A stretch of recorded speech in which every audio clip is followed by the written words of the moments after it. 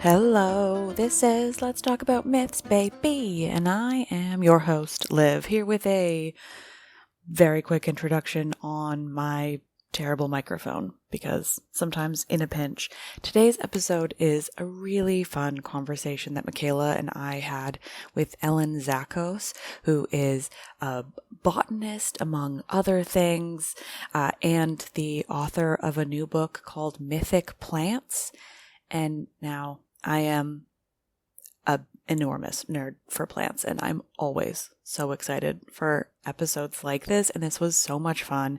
We talk all about plants that may have been entirely mythical, others that have natural, still surviving species that they could be attributed to, so many different things, and of course, all the poisons of all the greatest witches of Greek mythology. Happy Friday.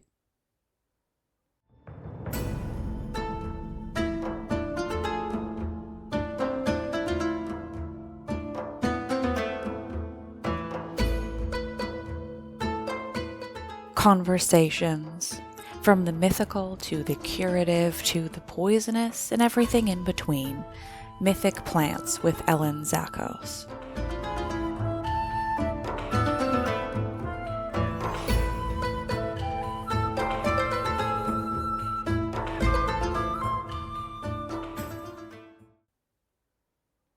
I'm obsessed with the plants in Greece very much. And I know a lot about, vaguely how they fit in with the myths. And the myths themselves I know very well.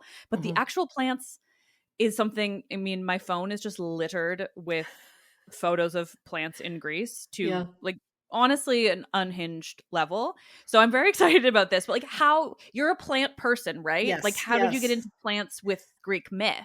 Well, first of all, I want to say I am sure it is not an unhinged level. I'm sure I would approve and applaud the number of plant photos on your phone. I love the plants. Yeah, I love the plants too. I'm half Greek, and it's the half of me that I've always been most interested in. So I heard the myths growing up, and when I became a gardener, because that was my second career, I was a gardener in New York City, and I started to realize how many plants were essential to the Greek myths. Like, the myths couldn't have happened without, Prometheus couldn't have brought fire down if there weren't fennel, right? So they are essential parts of these stories. And because I love plants so much, it just kind of was a natural combination for me.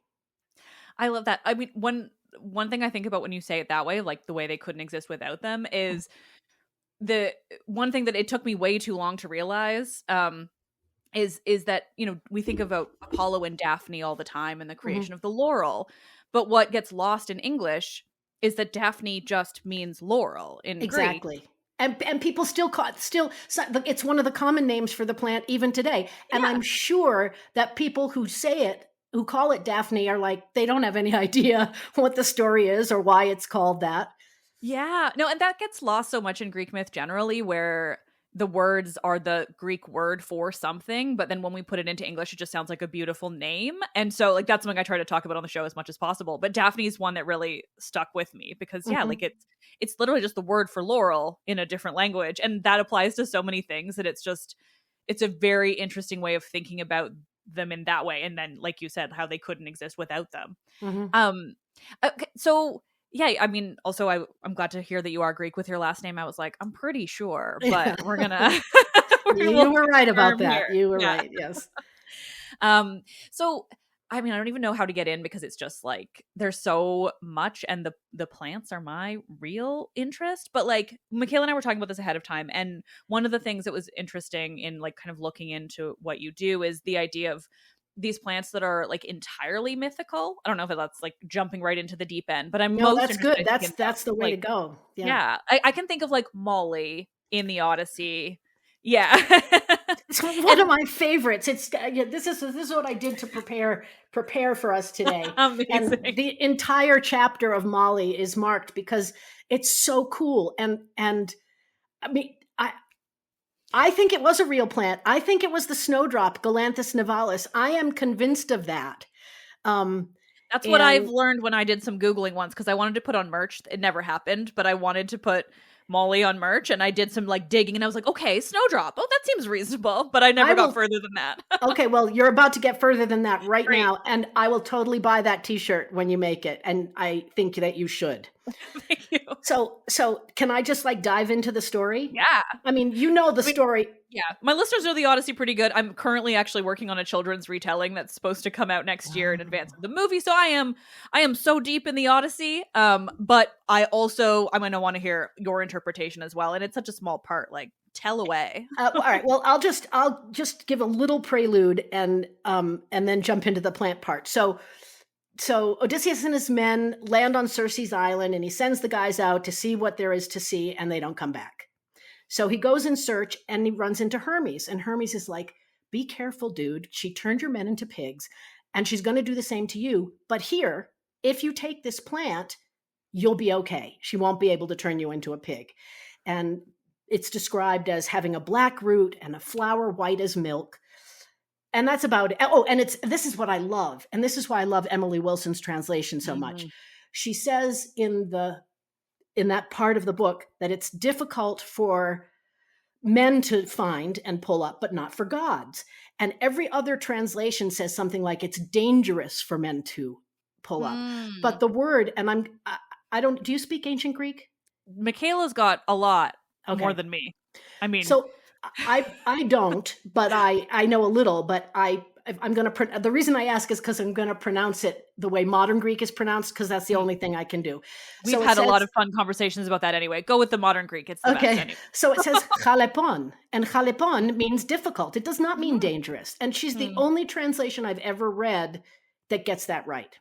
So anyway, difficult for men to pull up. And you're like, all right, fine, whatever. It's probably a fake plant. It's probably not real. And then Theophrastus, 1,000 years later, says, yes, black root like an onion, white flower. Not really sure it's so difficult for men to pull up. I think it's difficult for men to pull up because it's a spring ephemeral. It's a plant that only shows itself above ground for a couple months out of the year, and then the foliage dies back. So depending on where you live, I used to grow them when I lived in Pennsylvania. They were up in February, March, and April, and after that, you couldn't see anything. You couldn't see where they were. So how is a mortal supposed to be able to find that? The name Galanthus, gala, milk white flower. It's in the onion family. It's got the black root. But the thing that's coolest about it is that it contains this plant chemical called galantamine, which is being used today to help Alzheimer's patients think more clearly. It's not a cure, but it's being used in some therapies. Wow. And one of the things that it can counteract is this state called anticholinergic intoxication, which is basically when you just hallucinate. Circe knew a lot about plants, right? She could easily have given these guys something that had mandrake or henbane or some other plant that would produce hallucinations so that they thought they were pigs. And then she could have given them Molly to make them realize they were human beings again. And to me, that's like the best story. I love that. I mean, I love these kinds of interpretations where we can sort of pick apart some kind of reality from a story that is so mythological, right? Like that involves humans transforming into animals. It's one of those ones where, on its face, it seems like completely fantastical, but so often these stories have these elements of like possibility, at least. And I think that's why they're so captivating. We know a lot of these things are not humanly possible, but there's often some little grain of truth or something that you want to be true. And that's what captures you. That's what makes it impossible to forget about them. And the thing that's popping to my brain is sort of like the common knowledge of that, where like for us nowadays, if we don't know about these things about plants we wouldn't know, but there's this possibility like within antiquity that people would have been aware that they had these properties, and so when they're hearing these things, they're connecting the dots, so to speak. Yeah. They're like, oh yeah, I know, Molly, I know that flower, it does this. Exactly. That's knowledge that we've lost, but we can kind of piece it together if we try. Yeah. Well, there's so much in, I mean, Greek epic, Greek mythology, like very broadly, there is so much that we can never fully understand because of that, exactly that lost knowledge, that commonplace concepts that were so normal to them and that everyone knew, but they didn't write down, and therefore we lose them, and then we try to interpret it, but we're like missing this enormous puzzle piece. Yeah. And it's so interesting to me to think about that, and like, yeah, what is baffling to us purely because we don't have like this one little detail about how they conceptualize something. Yeah. Okay. I mean, I want to go into like, now I'm like, how would that work with like the deer that we like to speculate was also a man transformed by Circe? But it doesn't really, it kind of goes beyond that, I think. But I love the idea that, yeah, he's also just like killed a random guy when he goes out looking for his men. Or I guess it's beforehand. Now I'm just rambling about the Odyssey. It's fine. Again, this is what has consumed my life right now. But so Molly is a great example of like, yeah, mythical, but also very convincingly possible. Yeah. I couldn't think of any other off the top of my head examples. Do you have some? Yes. Yeah. Sylphion. Okay, great. I was trying to think of the name of that because I was like, it's not a Greek myth as far as I know, but I really want to hear about the abortion drug. Well, there's a lot of abortifacients. There's a ton of plants there, and you'll find that like the men who were writing about these plants like 50 to 100 years ago, we'll call them amenagogues, because what possible reason could any woman have to take these drugs other than to regulate her period? But they were also abortifacients, and the women knew that. They knew exactly what those things were going to do. So you've got a bunch of plants that fall into that category. But the Sylphion thing is interesting to me because everybody just assumed it was extinct back in like the 1st century CE. And it's I think it's been rediscovered by this professor in Turkey. Have you heard about him? I might have at some point, but I would like to be reminded because I just really love hearing about this plant. I've got to look up his first name is Mahmud, and I'm trying to remember the last name, and I have to look it up. It's like Makti or something. I've joked about with friends about getting whatever the most likely thing is for Sylphium on just tattooed onto directly over my uterus. Well, maybe that would work. I'm not sure you should rely on it. It's not for any reason other than to fuck you to the world. Okay, so his name is Mahmud Miski, and he believes, and I think he's right, that Ferula drudiana is the actual Sylphion plant. And it just matches up with all the things that the Greeks said about this plant. The Greeks believed it could not be cultivated, that it only grew in Cyrene. Well, in fact, the Greeks couldn't recreate the conditions that it needed to germinate because this was a plant that required a lot of moisture and cold winter. And those are not things you usually find in Greece unless you're, at the top of Mount Olympus. So Mahmud Miski has done all of this research into the chemicals that are in it, into the flavor of the plant, into how long it takes to germinate. And it needs like 10 or 11 years to reach flowering size. And then once it flowers, it dies.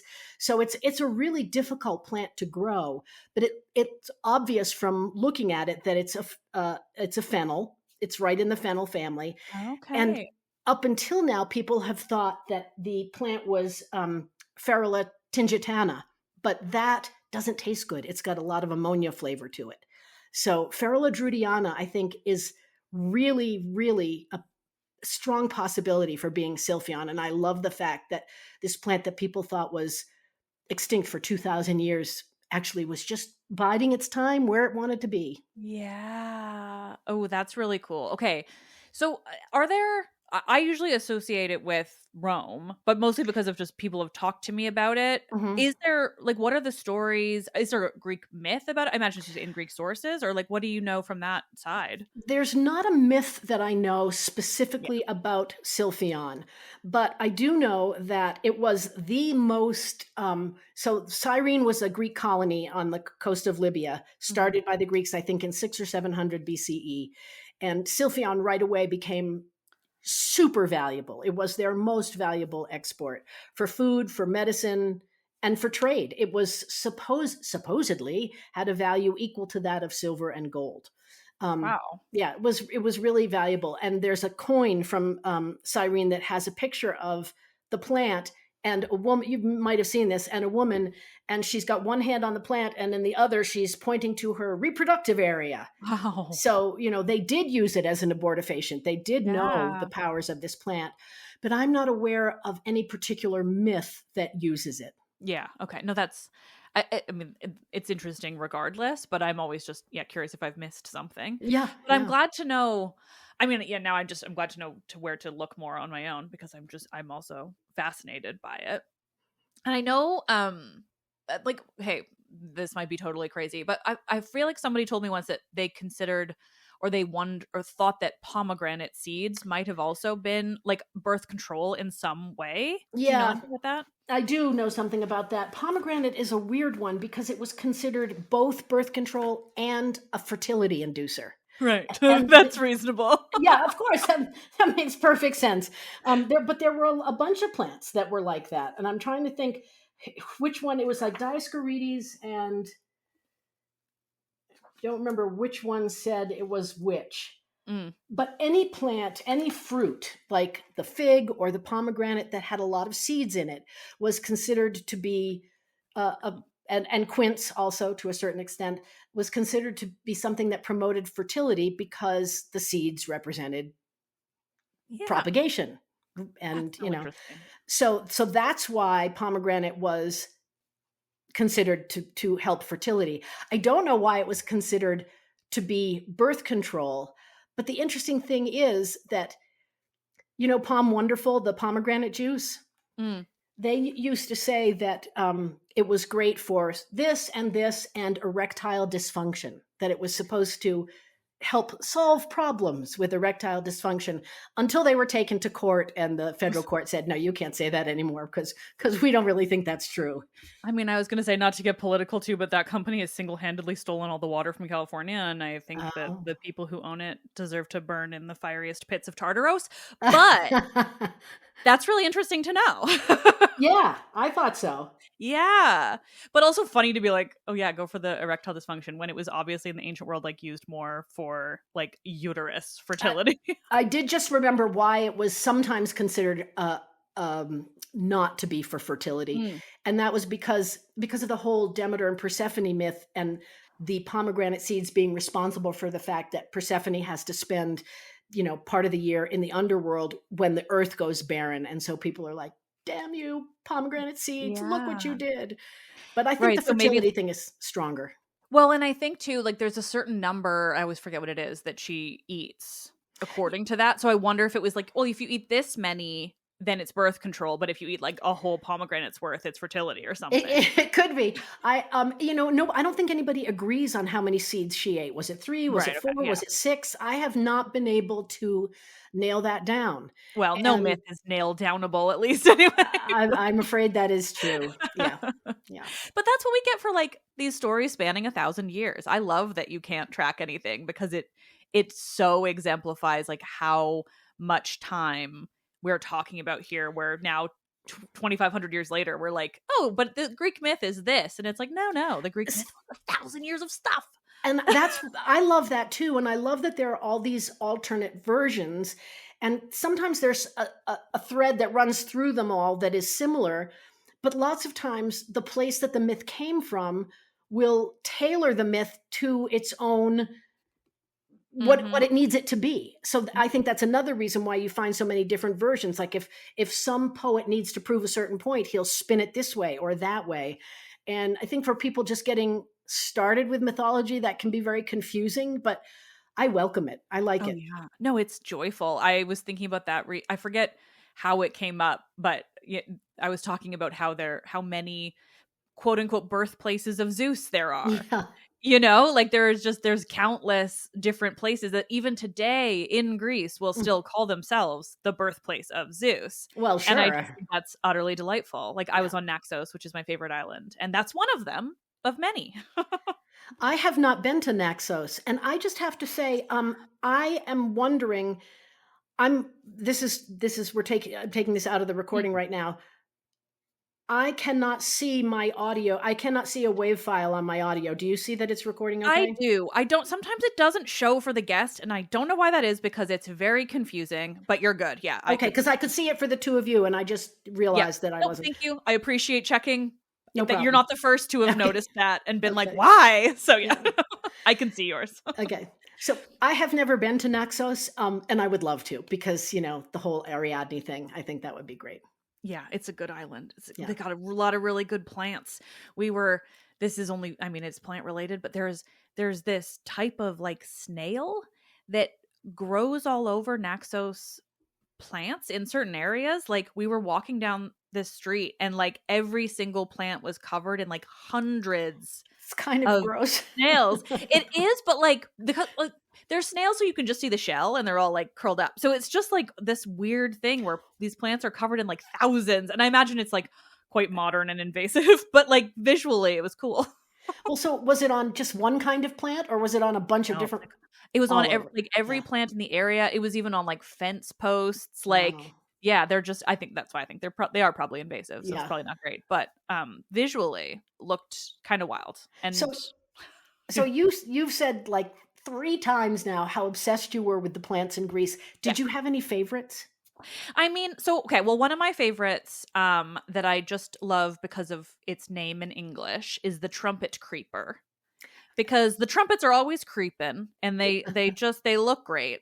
And I love a bougainvillea. These are not ancient, they're just like what's over there now. But oh my god, the bougainvilleas of Greece make me want to cry with happiness. And olives, obviously. And then every time I see a pomegranate tree either flowering or fruiting or somewhere in between, because a pomegranate, when it goes from flower to fruit, is one of the coolest things on the planet. Yeah. So I'll just say no, I can't pick a favorite, clearly, because I could just list to you like all like just a handful of, but I mean my phone contains so many more. Yeah. But okay, that did make me think. And this is a tree that I grew up on the West Coast, on Vancouver Island, and we have trees that we call arbutus trees that are like iconic.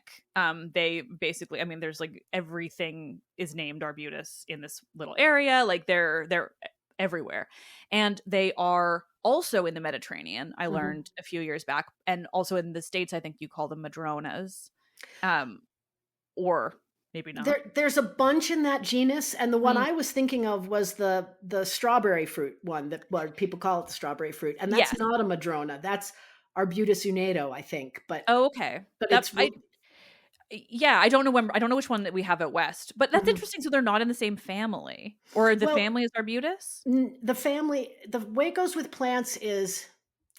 Yeah, this is science that I don't know, but it's kingdom, division, class. Anyway, family is right above genus, and Dutch kings playing. Yes, Michaela says, but I learned it as King David came over from England singing, from Great Britain singing, or something like that. Oh, it's definitely kingdom first. But anyway, finely ground sand, as Michaela says, or from Great Britain singing, is family, genus, species. So they might be in the same family, but then the genus is either arbutus or madrona, and then species is the finer division.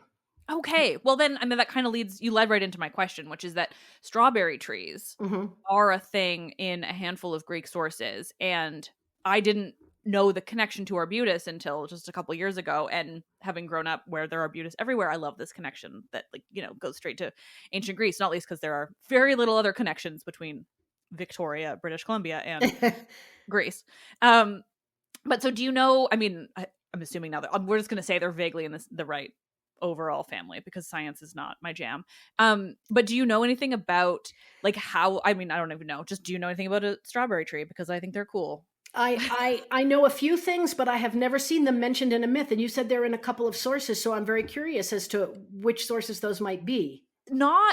They're not in myth sources. I know they're in more historical. I can't think offhand. They're going to be in some of my notes somewhere, mostly for like novel stuff where I'm just like, I need to include them. So yeah, I don't know offhand, but I think a couple of more like historical, like, oh, now I wish I could figure it out. If I figure it out, I might let you know. Please do, because you know I'm going to Google it when we stop talking. Because now I'm very curious. I've harvested them. I'm a forager also, which you may or may not know. But and I have a friend in San Jose, and there's a ton of the strawberry tree around there. So when I visit her, I will harvest them. They're not delicious. They're okay. They're because you can actually like eat. See, ours don't really fruit. Oh, up out in the Pacific Northwest. The season might not be long enough. I don't know, but they do fruit in San Jose. In fact, all around the Target. They're planted all around Target. And they're really pretty when they're in bloom, and the fruit ripens at different times. So you'll have some that are red and some that are yellow, and it's lovely to look at, but they look prettier than they taste. Fair enough. Well, I just think the trees are beautiful, which is why I love them. Like with the peeling, because they're so the actual tree is so orange and the bark peels and that really beautiful. And they're just like very iconic to me. So it's one of those things where I see them and I'm like, okay, no, that's an arbutus and now I have to be obsessed with it. But the fruit's a whole other, I mean, I had to Google why they were called strawberry tree when I figured out that they were the same as arbutus. No, and it's, I mean, now I'm like, oh, which came first, like the strawberry tree or the strawberry? Because they're not the same thing at all. They're not even close to the same thing. But you got to figure that may be just the English. I was going to say if they named it strawberry tree, there must have already been a strawberry. But that's just the English name for it. And who knows what it was called. I know I dug quite deep into the ancient Greek and like had it somewhere. Hold on. I'm going to see how easy it would be. No, I don't even know. Okay, I'm looking into it because I'm also here just like, I know nothing about plants, and you keep saying strawberry, and I'm thinking about my strawberries on my balcony, and I'm like, there's a tree. And somehow they're the same thing. Yeah. I'm very confused, but I will look into it. As you should be. No, but I did find the ancient Greek ones. It's going to be somewhere in some document somewhere. But and I just remember being sort of almost still confused about how it came from, but now that I can't think of it. But I know they're not very common in Greece, I will say. I've only ever seen one. I was on the island of Samothraki once, and it's got a whole other climate. All right, so I just looked it up, and I don't have my Theophrastus is not with me. I should keep it with me always. I realize it was probably Theophrastus then, yeah. Well, he says this is what AI is telling me, and I never take that for for gospel. But my Theophrastus is at the office, and he does talk about Arbutus unedo, the strawberry tree.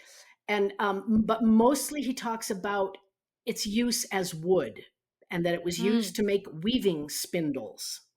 So I will have to check on that to see if that's for real in Theophrastus, which I can do tomorrow.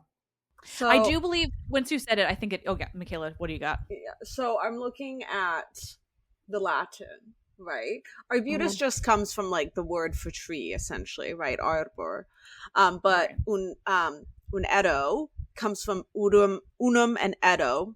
Unum meaning one in Latin, and edo is the word for to eat. Yes. So it's like it's apparent according to folk etymology by Pliny. It's because only one fruit can be eaten at a time due to the foul taste.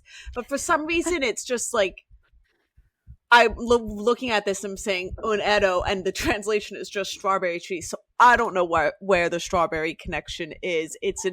I think it's in English. I think it's because it was a red fruit and it was kind of bumpy. And I wrote about it in one of my. I'm looking it up now. Oh no, I didn't write about it in that. Okay. Oh, now I'm seeing a picture. I've seen these out here. Yeah, I didn't. I used to step on them as kids. So. I feel like I've seen them like a little bit, nice. but I don't know how. Yeah, because our arbutus do something, but I don't know that they Yeah, create well, like I'm edible looking at the fruit. fruits, the very like spiny, bumpy kind of thing. And when Yeah, I was a yeah. kid, we would like step on it because it'd be like squish, and we'd be And like, "Whoa, look at and that!" it's bright orange inside. Yeah, yeah, It, yeah. Yeah. and it's not delicious, but it's not so bad that you would only eat one. You can Yeah. use it. But also I'm looking at this thing, which, I wrote, but I wrote it like 20 years ago. So God forbid I should remember that. And it is used in a Portuguese brandy that's called Madrono. So there you Oh, go with the connection to the Madrone tree again. So, which yeah. is a relative. Yeah, that's interesting. Well, I did some quick googling because I was then also curious, and I found Theophrastus, and I had to stop because it actually appears in the Topos text translation of Theophrastus. It's Mhm. actually in there 13 times. The word Wow. arbutus. All right. We Well, got I'm lost going trying to, to figure it out. So yeah, yeah. yeah. So I'm going to go do some checking on that. Wonderful. I mean, we love a random tree. Yeah. But beyond Sylphion and Molly, like, do Mhm. we have more of these mythical plants that you're interested in, or just in general, or semi-mythical, debated, any of those?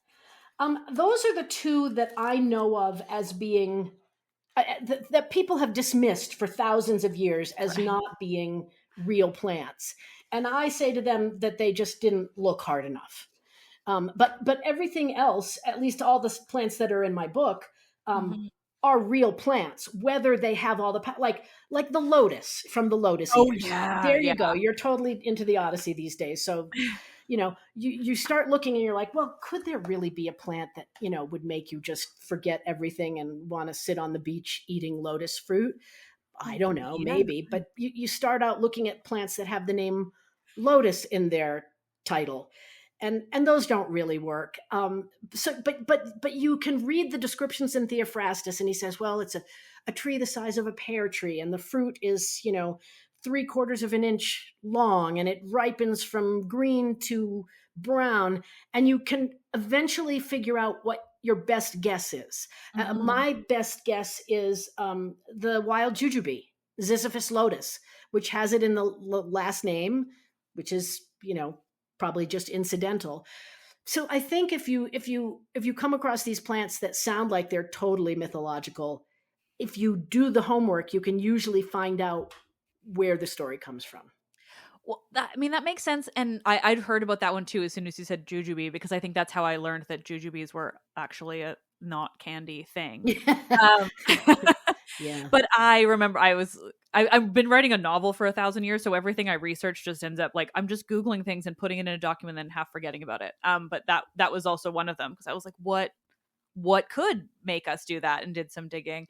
But like, I think about, I think what gets lost a lot is the translation to English, but then simultaneously, like, obviously we can go back to the ancient Greek, but still we have, because so many plants have been named for Greek words and other Greek, like, it becomes very complicated. Like, one of the things I always forget is that, like, a hyacinth in English, what we think of as a hyacinth, which is one of my favorite flowers, they smell amazing, is not a hyacinth as in from the myth of Hyacinthus. Yeah. And I was reading, yes, to prepare for today, I bought a copy of, Oh, thank you.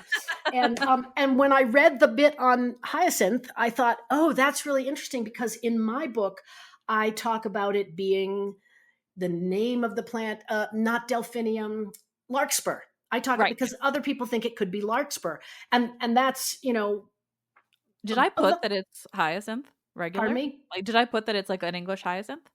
Um, Probably. I I think wrote you that a did. while ago, and I they think, gave me a month to write it, so yeah. it's Oh, got to have wow, stuff that wrong. is so short. Yeah. It's fine. It's Yeah, paid off.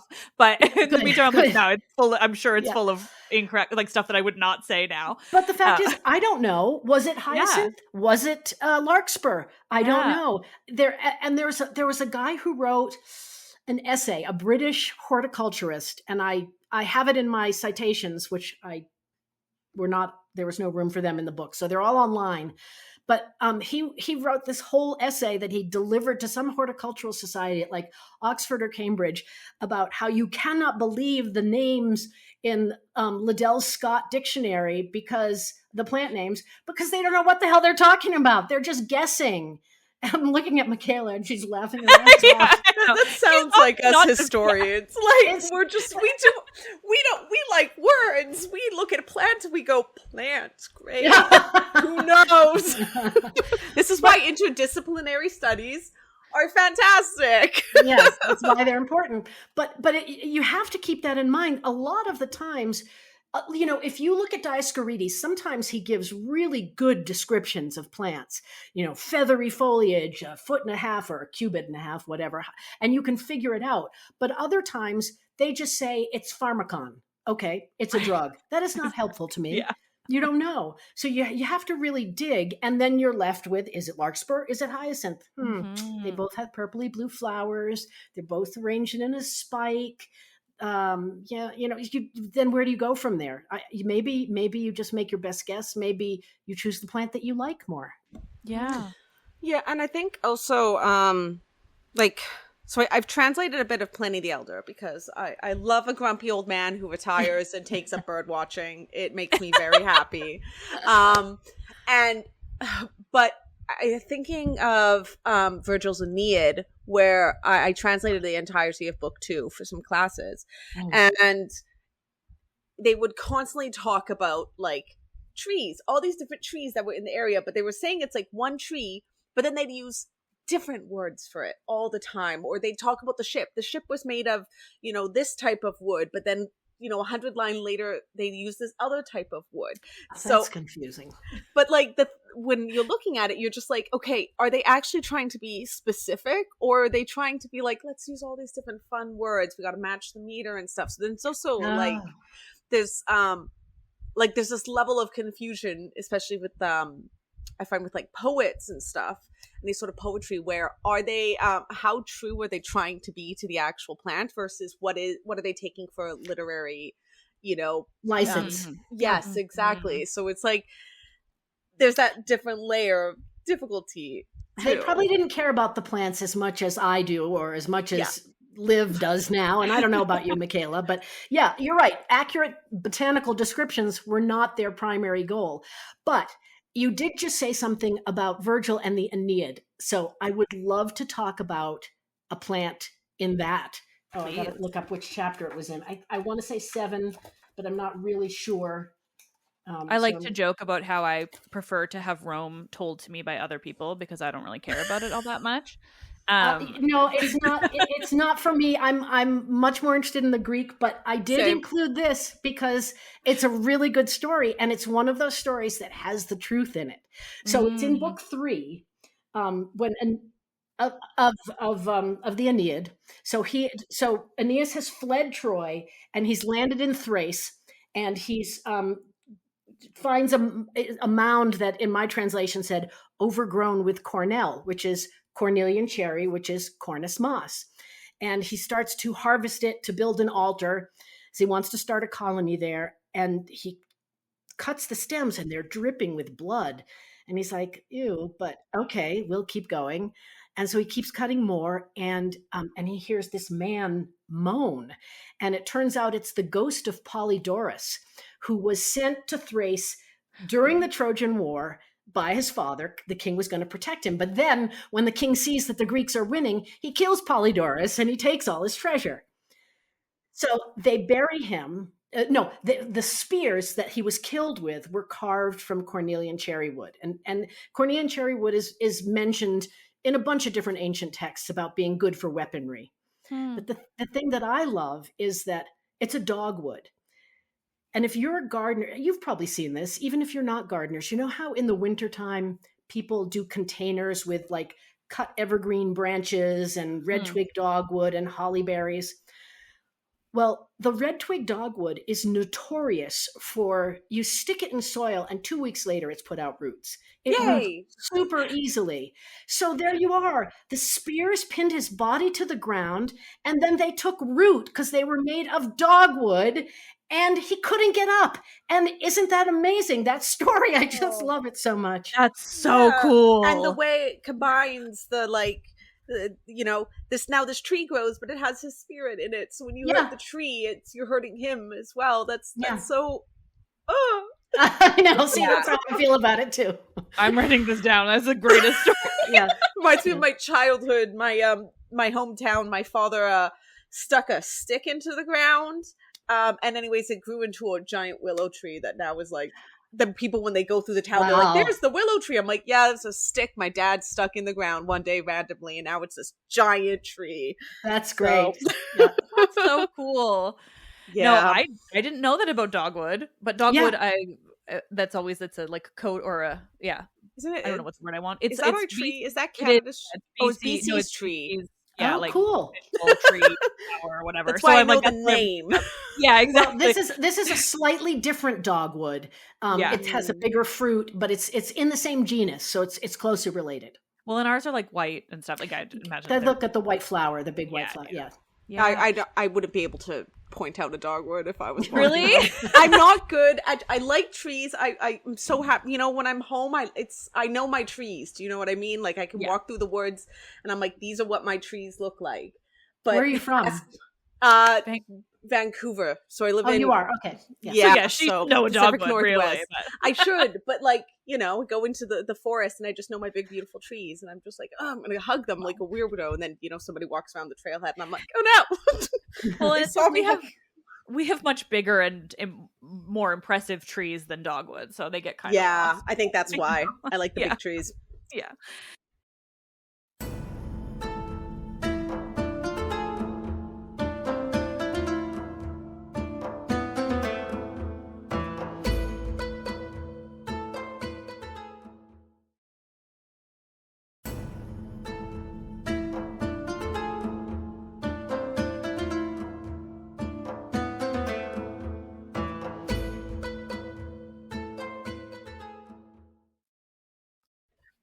Yeah, I was curious about something.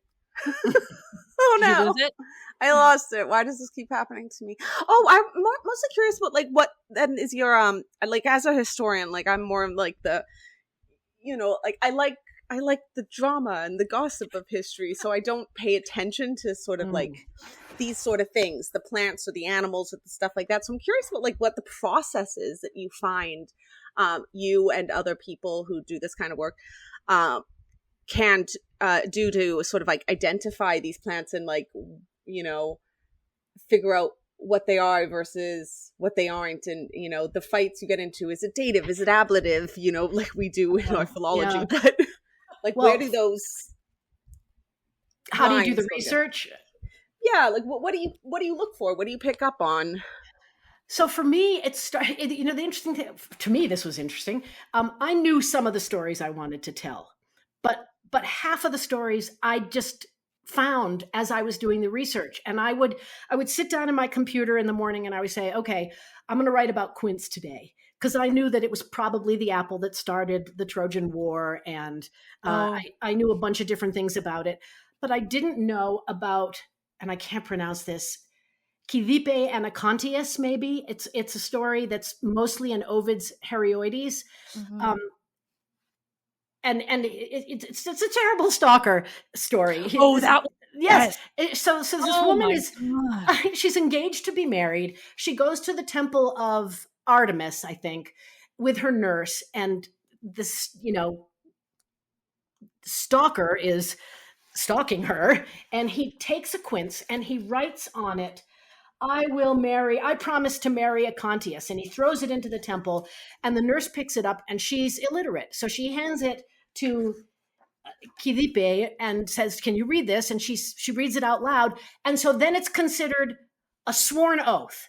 Now, she's never met this guy. She's already engaged to somebody else, but she gets sick on her wedding day. So it's postponed. And it happens 3 times. Her father finally goes to the oracle at Delphi and says, what the hell is going on? And the oracle says, well, Artemis has cursed your daughter because she's breaking her vow. And so the woman is forced to marry this guy whom she's never met. And then Ovid writes these letters between the two of them when basically he does this classic victim blaming thing where he says, oh, well, it's your fault because you're so beautiful. How could I possibly resist? And she's forced into marrying him. Why was I saying that? Oh, but I didn't know that story. So, I sit down to write about Quince, and then I start Googling, and I swear, JSTOR, do you guys ever use JSTOR? Oh, yeah. It's my very best friend. And during the pandemic, when they opened it up so you didn't have to go to a library that has JSTOR, because here in New York, I had it. In Santa Fe, I don't. But I could do it all online. And I would just spend hours reading. And it was so exhilarating to me. Michael would come home at the end of the day and I'd be like, look what I found out today. And now I get to write about it. So it was that kind of thing where you just got deeper and deeper and deeper. And then you would always, I rely on the primary sources, though. You read about them. Speaking my language, yeah. You read the journal articles, but you can't rely on just what somebody says. And so then I would take those for the primary sources, and that's what I would use. Yeah, I was going to say that's what I do, but with primary sources, mostly because I find journal articles to be really inaccessible because I haven't been in the academic realm in so long, and I just now fall back on my sources. But that's me on Topos text, which is just me like clicking around to like every different character, every name I could think of. Ooh, I've heard about this one. Like there's like 50 tabs open on my computer right now where I've been doing that exact thing with various stories and everything I can imagine, because it really is, it's so endless. And I think that once you have this like these couple ideas or this like inspiration, you can spend forever learning about this and all the intricacies and like never even remotely get tired of it. And that's the thing, it doesn't feel like work. It's so exciting with each new thing that you discover. Yeah, it's such a joy. And well, I could keep talking about how much I love it forever, but you also said a key word earlier that I want to make sure that we don't miss out on, which is pharmaca. I don't know why I didn't think about that in the first. We talked about Molly, but I would love to know about any and all of the poison plants that are in myth generally, or pharmaca that's not poison, but I like a bit now, of poison. In case, you need a poison. People around. Don't worry, know when you might need a poison. Yeah. Well, the first thing that comes to my mind, and this may be something you've talked about to death, and if you don't want to, just tell me, is the fact that the description of poison hemlock that killed Socrates does not match up at all with the description of the symptoms of poison hemlock as described by Nicander in Alexipharmaca. Which I've not looked at any of this. No, this is delightful. Tell me everything. This is a thing that we're told, the classical period ends when Socrates dies. He dies. Socrates, oh my God. He dies via hemlock, but then they're like, is it hemlock? Is it not? And I'm like, I don't know plants, so I'll just trust the people who know plants and what these things would look like. Well, it's not the hemlock tree. It looks There's a lot a tree? like. Oh, come on, Michaela. You live in the Pacific Northwest. What the hell? You're surrounded by hemlock trees. I believe you. I probably love them, and you probably hugged them. Yes, you probably have. But it's not that hemlock. It looks more like a Queen Anne's lace, except it's bigger. So it's got this flat white umbel of flowers. Yes. And but the death of Socrates is described as being really not so bad. He's talking, he walks around, his legs feel heavy, he lies down, he could still talk, and then just gradually he can't breathe and he dies. So that's the story that we're told. But then Nicander, who wrote Alexipharmaca, which is a poem all about poisons and their antidotes, says, oh no, that's not it. He says you have vomiting and diarrhea and seizures and cardiac arrest. And it's really, really bad. And we're like, well, which is it? But this is, to me, the plant person, what's so interesting. Poison hemlock is Conium maculatum. And it affects the peripheral nervous system. And so that is a plant that would have produced the symptoms described in the death of Socrates. Yeah. Okay. Where he just gradually feels tired, can't breathe, lies down, and dies. Water hemlock, which is Cicuta maculata, is an equally poisonous plant.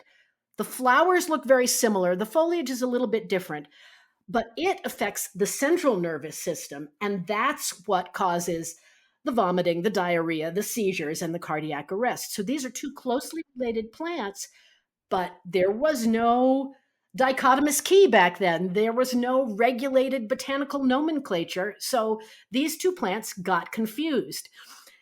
And then the Victorians, God love them, started experimenting, and the doctors, Victorian doctors, would give themselves and their patients ever increasing dosages of poison hemlock to see. I don't think they actually killed anyone. I think they just, did it like little doses, but they were trying to figure out which was which.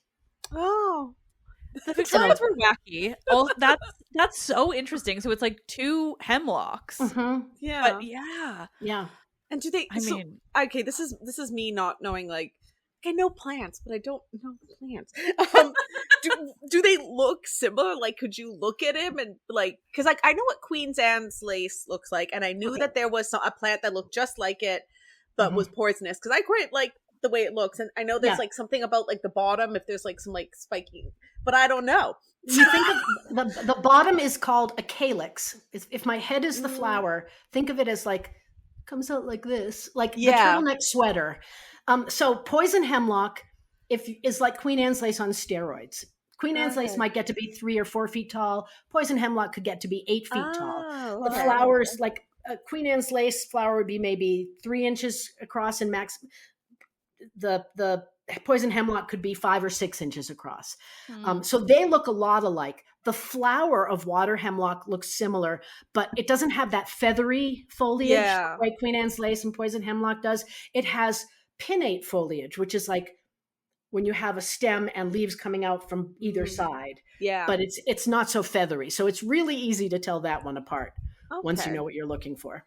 So it's like so like all these plants are or at least the hemlock one, like it's not so out of the realm of possibility that ancient people would have been, especially with the time and space difference, where they would have been like, no, this is what we call hemlock, and that couldn't possibly do what you're describing is happening over there, like in the case of Nicandrus and I don't know about that, but I will say poison hemlock is a very, very common plant.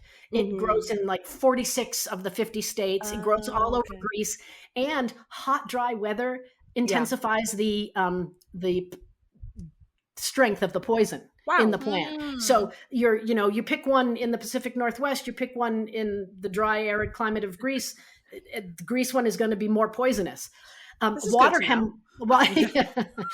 hemlock is not nearly as common because, as its name suggests, it really needs a moist, damp soil. I usually find it growing sometimes even in the streams.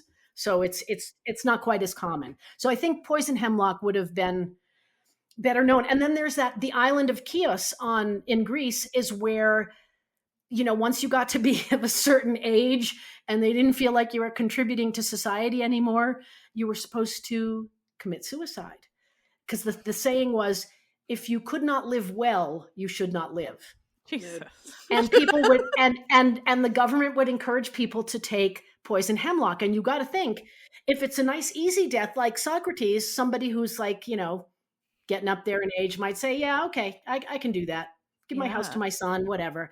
But if it was going to be the symptoms of water hemlock where you like stagger through the streets choking and puking, nobody's going to want to do that. So, poison hemlock, I think, was much more used as a poison than water hemlock. Yeah.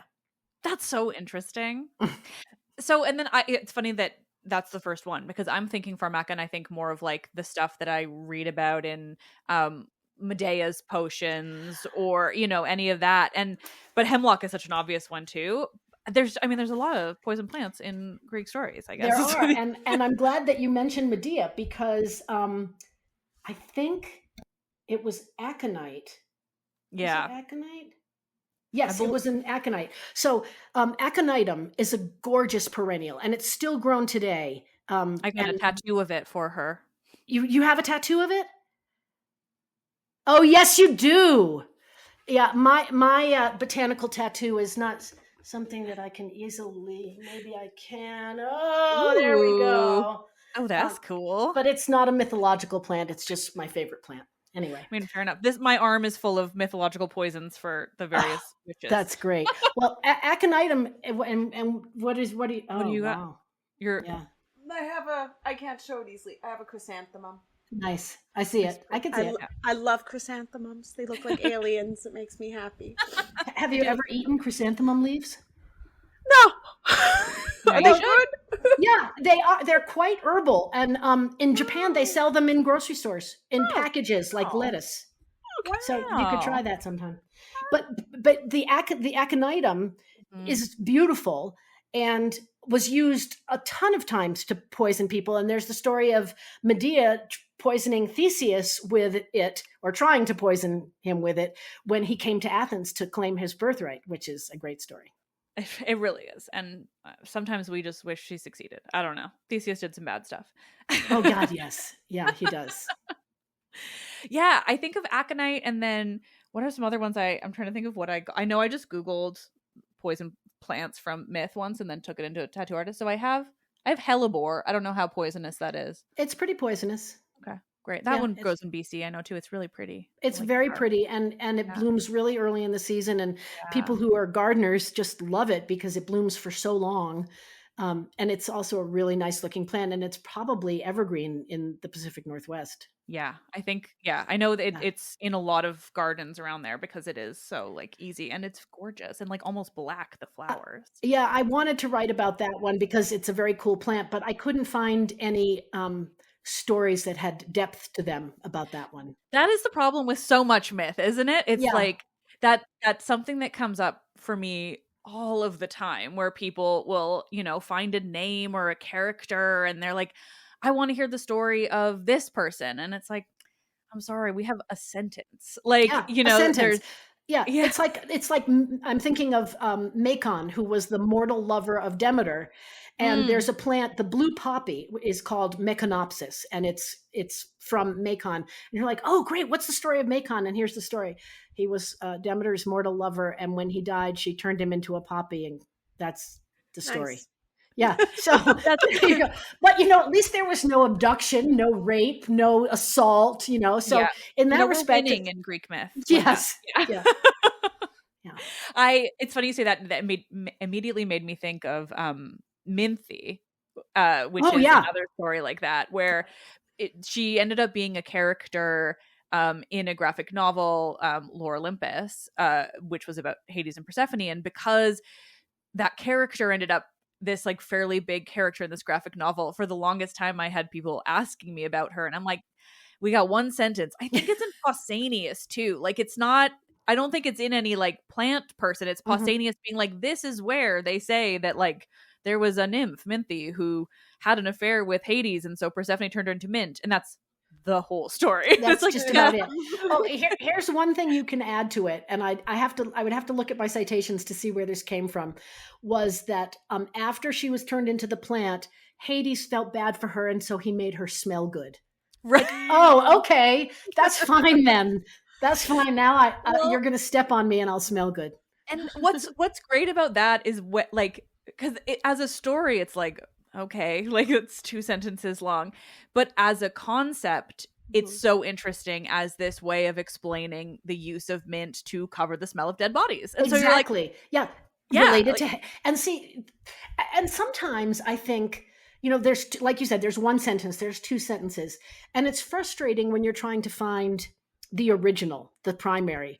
But like you just said, in this modern retelling, she has a much bigger role. And when you have stories that are so minimal or only a few lines, I think it gives other people the opportunity to flesh those things out, which is really interesting, or can be really interesting. And we're seeing that in a lot of the retellings, from a feminist point of view, which I eat up like their ice cream.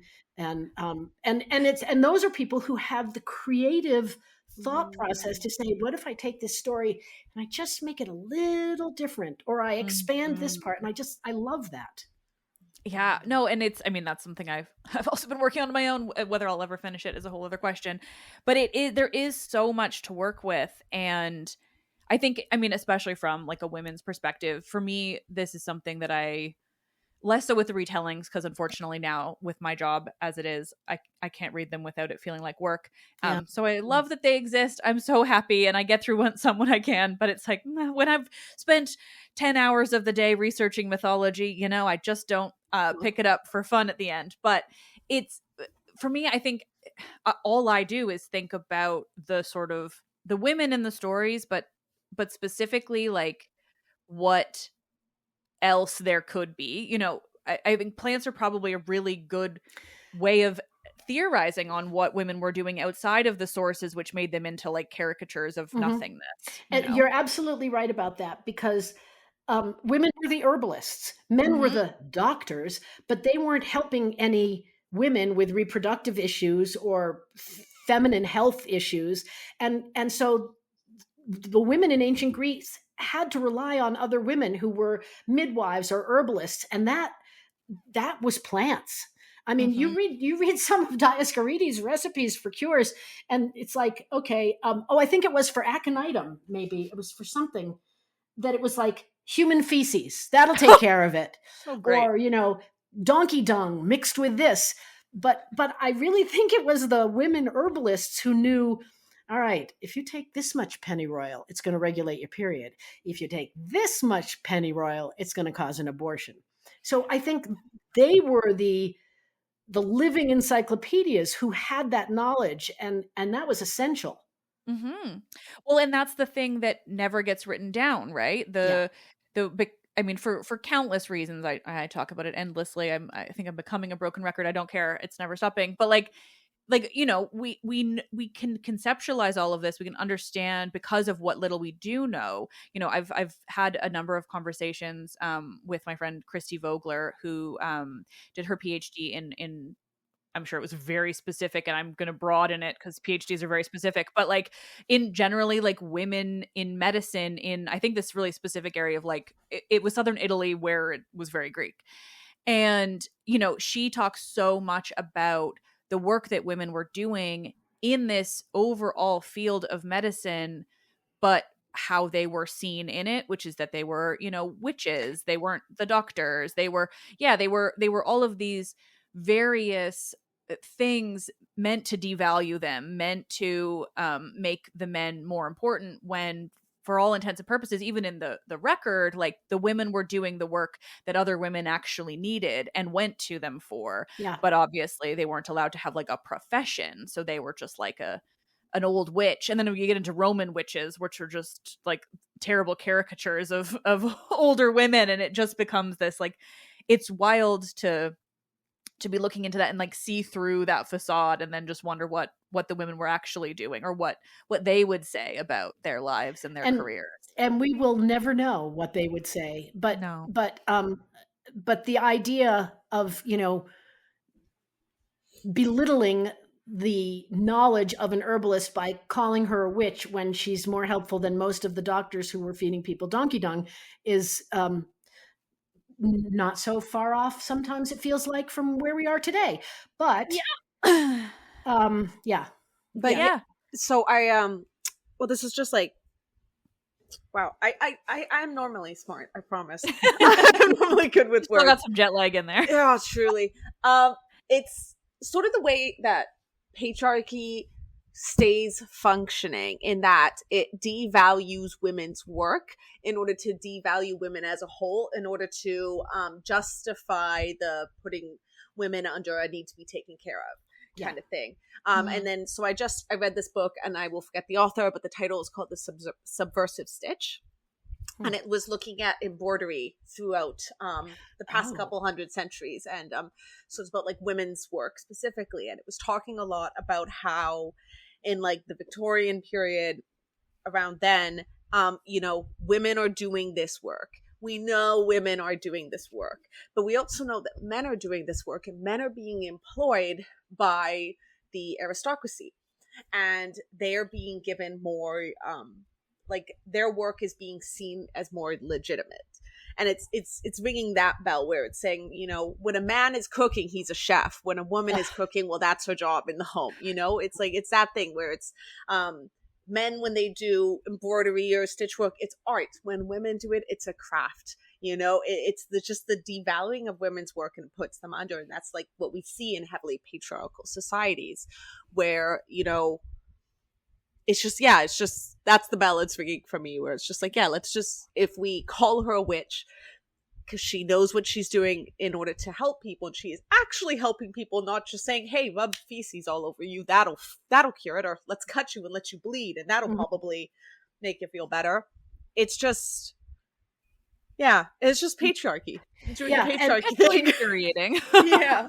I don't think I realized how incredibly restricted the lives of women in ancient Greece was until I started working on this.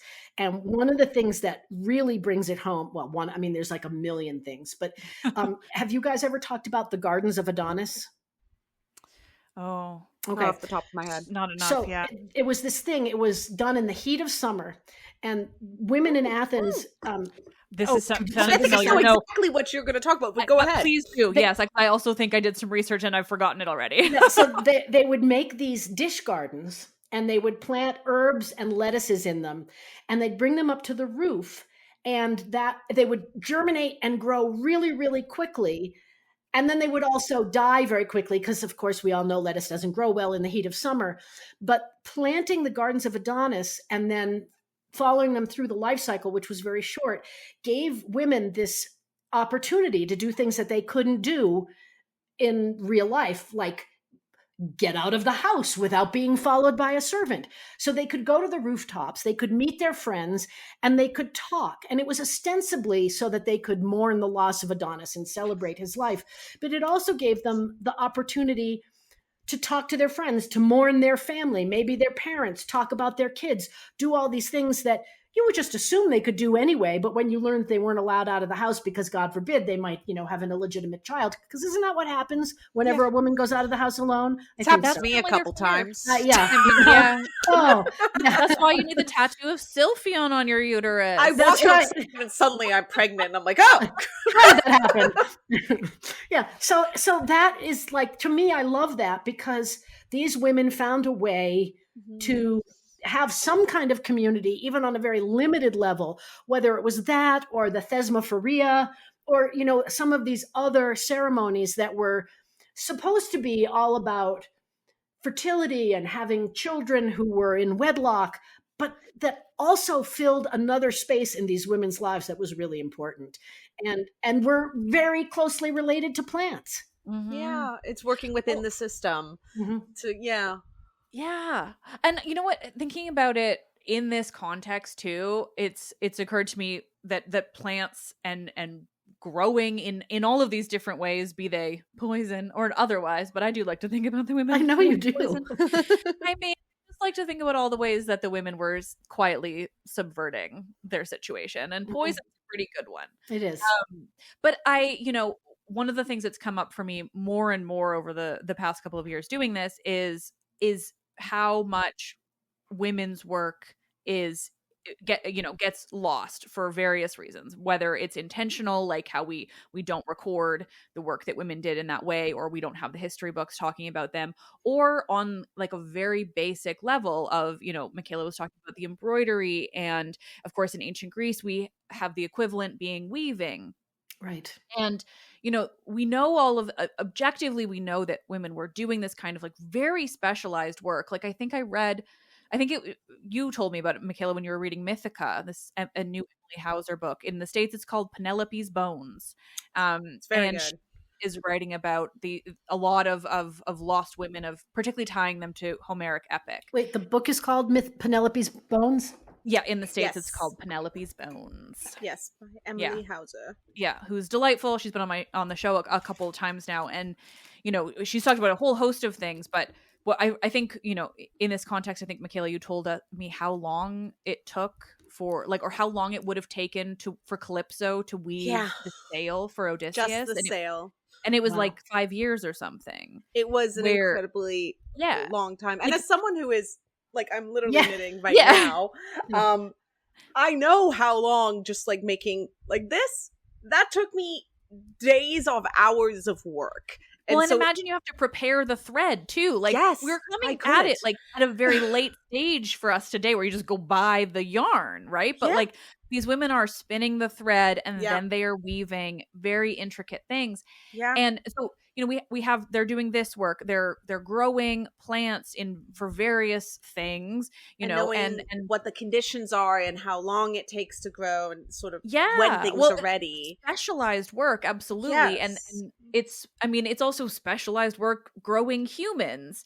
But everything that women did in those ways was by its very nature biodegradable. And so, you know, other than some loom weights, we have, you know, almost nothing that survives in terms of material culture from the work that these women were doing all of the time. And so it's this like additionally infuriating thing to realize that like not only were we completely cut out of the history books and the stories for the most part, or turned into like one-dimensional bodies to be used, you know, but on top of that, all of this work that we objectively know that they were doing all of the time and contributing to society in these like fundamental and like completely, you know, like invaluable ways, like we just don't have any of it. Doesn't We know leave that a they were record. making the humans, and the men were so worried about the women being able to make the humans that they didn't let them outside because she'd stumble and get pregnant by some random guy, and then where would the Athenian man be, not knowing who his son is? And you know, it's just it's fascinating as it is. Like it makes me want to bash my head in. You know, the more you realize like the levels to which it is so like, I don't know, stacked against everyone. But it's just so fascinating to now I'm adding plants and that kind of the gardens of Adonis, but and anything that they were doing in that way. Like I'm adding that to my list of like all the things that women did that were just plain biodegradable, let alone like being excluded from everything else. Yeah, there were no sculptors, there were no metallurgists, there were, you know, we've got a little something from Sappho, but that's about it. That's all I can think of. We have a handful of Greek of women poets, but like a handful over 700 years. So you know, like and I think it's there were two things. The other way we can sort of see evidence of the kind of work that women do or did, and we can only really see that now because we have the technology to do that, is by examining the skeletons, because we can see like from the bones the amount of like wear that it has based on like what they're doing. If they're gonna be, you know, standing all day weaving, that leaves a mark on the body. It's the same like we have like early hunter-gatherers where we can see that we know women were the ones who were doing most of the grinding because we can see the wear on like their wrists and their knees and their stuff. And so it's like there are our bodies, you know, like I often wonder like what's gonna be like, how messed up is my wrist gonna look from all the knitting all the time. But it's the women's work, it kind of gets lost. Like Liv was saying, it's biodegradable. It's you know, everything that traditionally we are seen as doing kind of falls apart. But I also think what's really beautiful is the way things stay within culture, because it gets passed down through the generations of mothers, where, you know, even when like you and I go to Greece today, you hear things and people are like, oh yeah, this is, you know, this is what we were told to do. And you're like, oh, in antiquity, they did something similar. And you just realize it's like, oh, this is mothers passing it down. Yeah. Over and over throughout the generation. And I think that's like, that highlights sort of like I guess the role of women, but the importance of women is we are the ones, and even like in my own culture, this is like I'm First Nation, so it's like very heavy. Women are the ones who we pass down culture and stories. That is our job. It's, you know, it's not, you know, seen as negative. We're the ones who hold it and nurture it and make sure it continues living on by not just creating the children, but then giving them the information. And so it's interesting to see those echoes. Yeah, and it seems like the Greek culture did not particularly appreciate that the way the First Nations cultures are that you describe. You know, it's unfortunate because, I mean, the Greeks didn't even think that the women contributed genetic material to their kids. I know. just the incubator. I'm going to put it in there and then you make sure it gets ripe and push it out. So Yeah. it's not a culture I would have enjoyed being in, certainly not in Athens. Maybe in some of the more rural places I think women had. so. Athens Yeah. is the big issue. Yeah, and that's whenever- almost like Well, historic- Sparta was terrible. Yeah, but women could like own property and stuff there. So you still like, They one could, or the other. but the They could have Spartans, 2 husbands because they were also but they could also be loaned out by their husbands. If their husband had a friend right. whose wife couldn't conceive, it'd be like, okay, you go over there, Yeah. have sex with him, give him, and then the whole wedding night ritual where they kidnapped the bride, shaved her head, dressed her in men's clothes. Husband came in, had sex with her, then went back to the barracks. Yeah. Spartans had some Spartans, stuff going and I'm a little skeptical about some of the stuff we know about Sparta, just because Yeah. so much of It might not be is- true.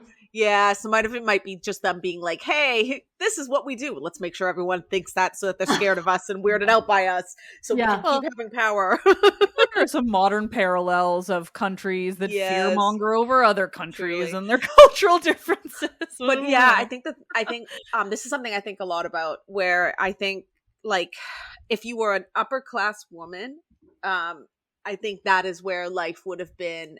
I think you have some freedoms, but I think you have a lot more restrictions. Where I agree. if you're lower class, if you're just you work the land, you kind of have a family, that's it. I think women have more agency there. That Yeah. women have to work. We know that women worked in antiquity. They try to tell us they didn't, but everyone was wearing clothes and the Well, men if weren't making them. So But if you're a poor family, you can't afford to have certain members of your family not working, because it's not seen as societally acceptable. And like, that's true even in the past 100 years. If sometimes It was a luxury.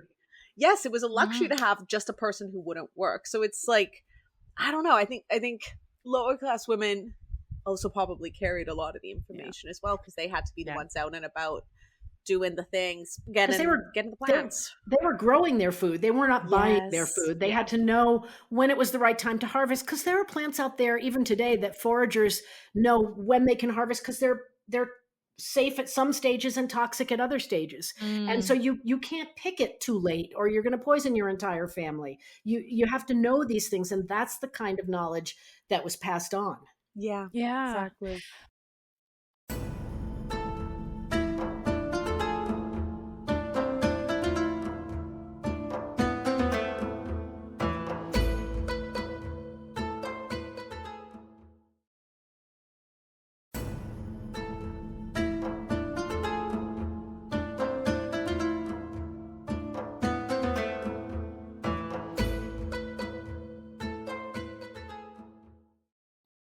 Well, and as you also brought it back to plants, thankfully, I can ramble and rant about women's rights and patriarchy for literally ever.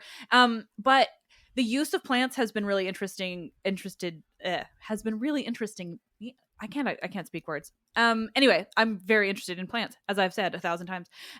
But specifically when it comes to female bodily health, I guess. We've talked about Sylphion, we've and the potential of a pomegranate.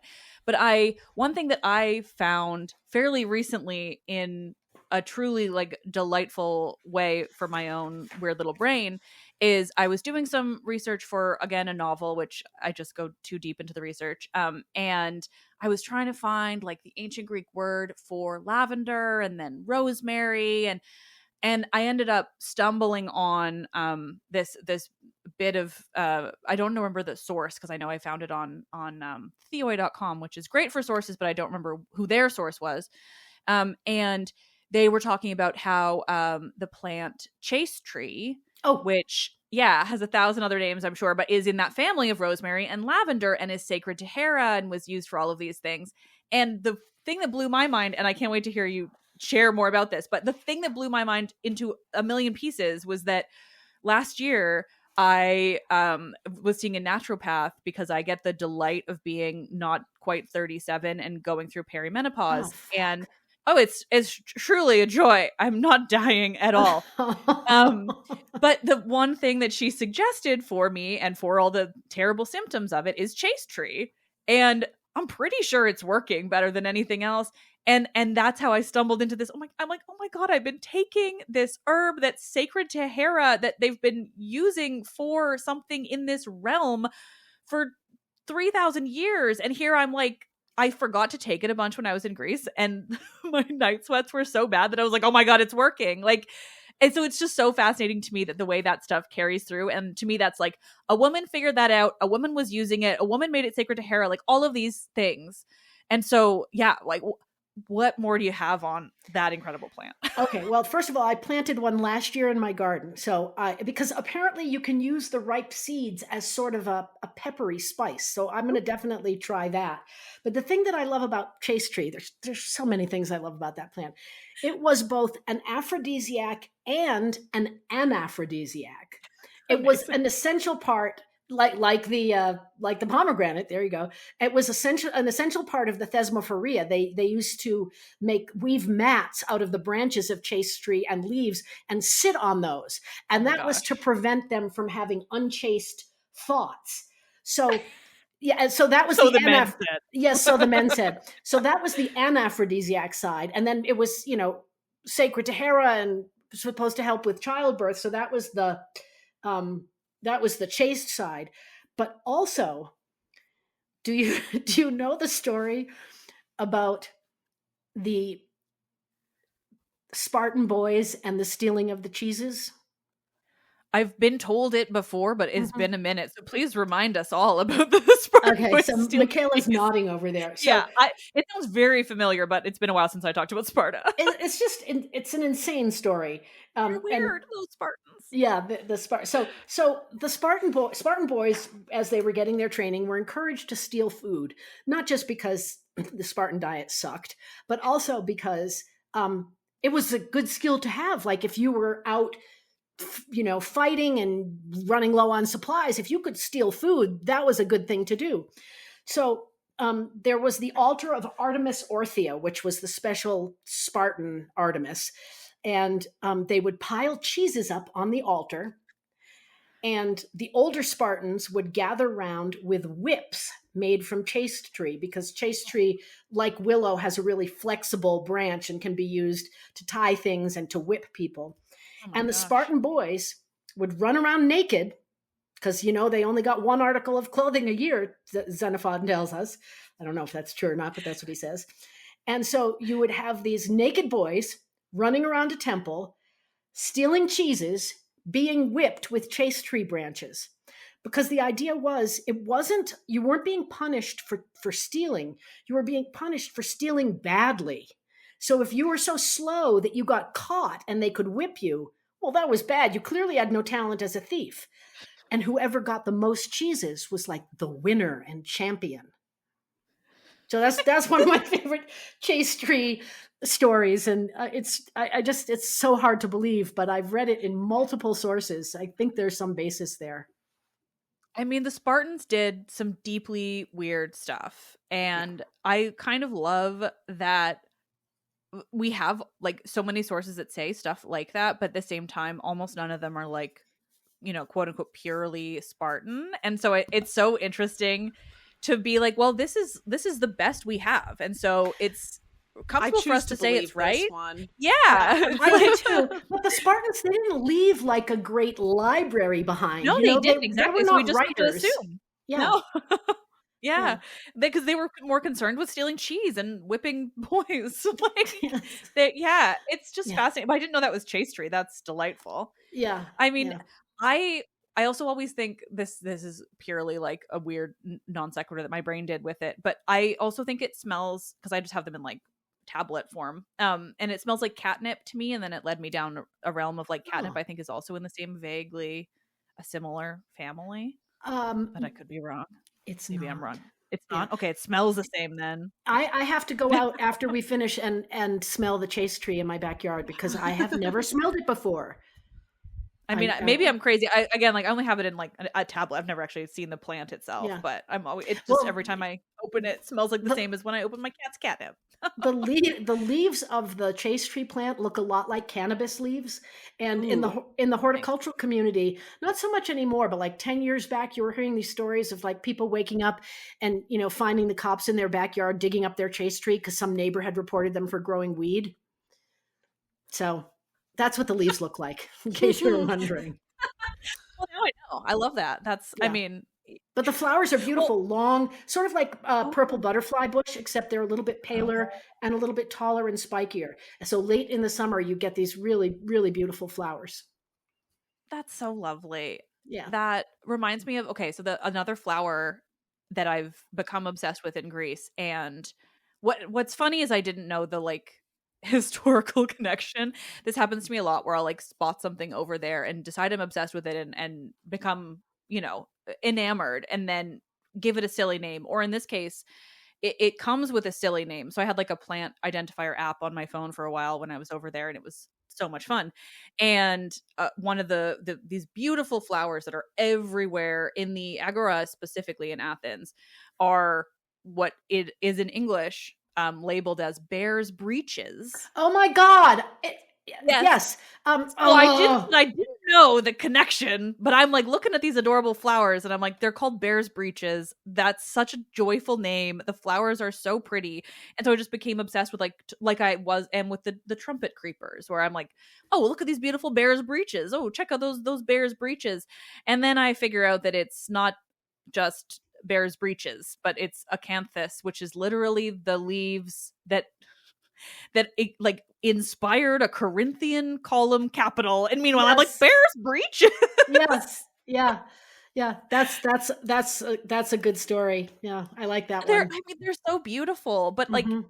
I feel like the leaves in the Corinthian capitals don't do the flowers justice. Well, I they mean, don't. It's really just the leaves that they yeah, used for the columns, uh, and that is the story. And I don't know why they left the flowers out, but yeah. And I don't know why they're called bear's breeches. Do you know? no, I don't. It doesn't make any sense. I mean, have never seen bears wearing breeches, Neither. and I think if I did, it would not look anything like that plant.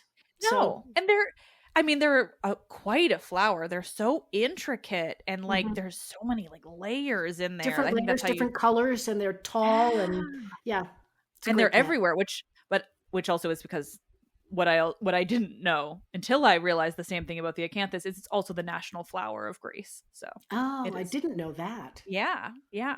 So Okay. unsurprising that it's everywhere Yeah. and has a nicer name in Greek than bear's breeches. But What is it there, I called mean, in Greek? Do you know? just acanthus, Oh, just acanthos. acanthus. Okay, yeah. Yeah, but that's the easy thing with the Greek is if you go back to the scientific, half the time it's just The same name. that the same in Greek. Yeah. Yeah. But so is there, we'll wrap up soon, but I would love to know if you have like a favorite story that you learned doing this, or like if you have I mean, it's so hard in these moments, but like any silly realization you had similar to my bear's breeches. I'm thinking. We started out with Molly, and that's really my favorite story because I love how the more you learn about the plant, the more you realize it's really possible. Mm. Um, I'm just No pressure either. Or if there's yeah, one you want sure, to no talk about in pressure, none at general. all. Yeah. No, I could also wrap it up like I didn't ask you, so don't we worry.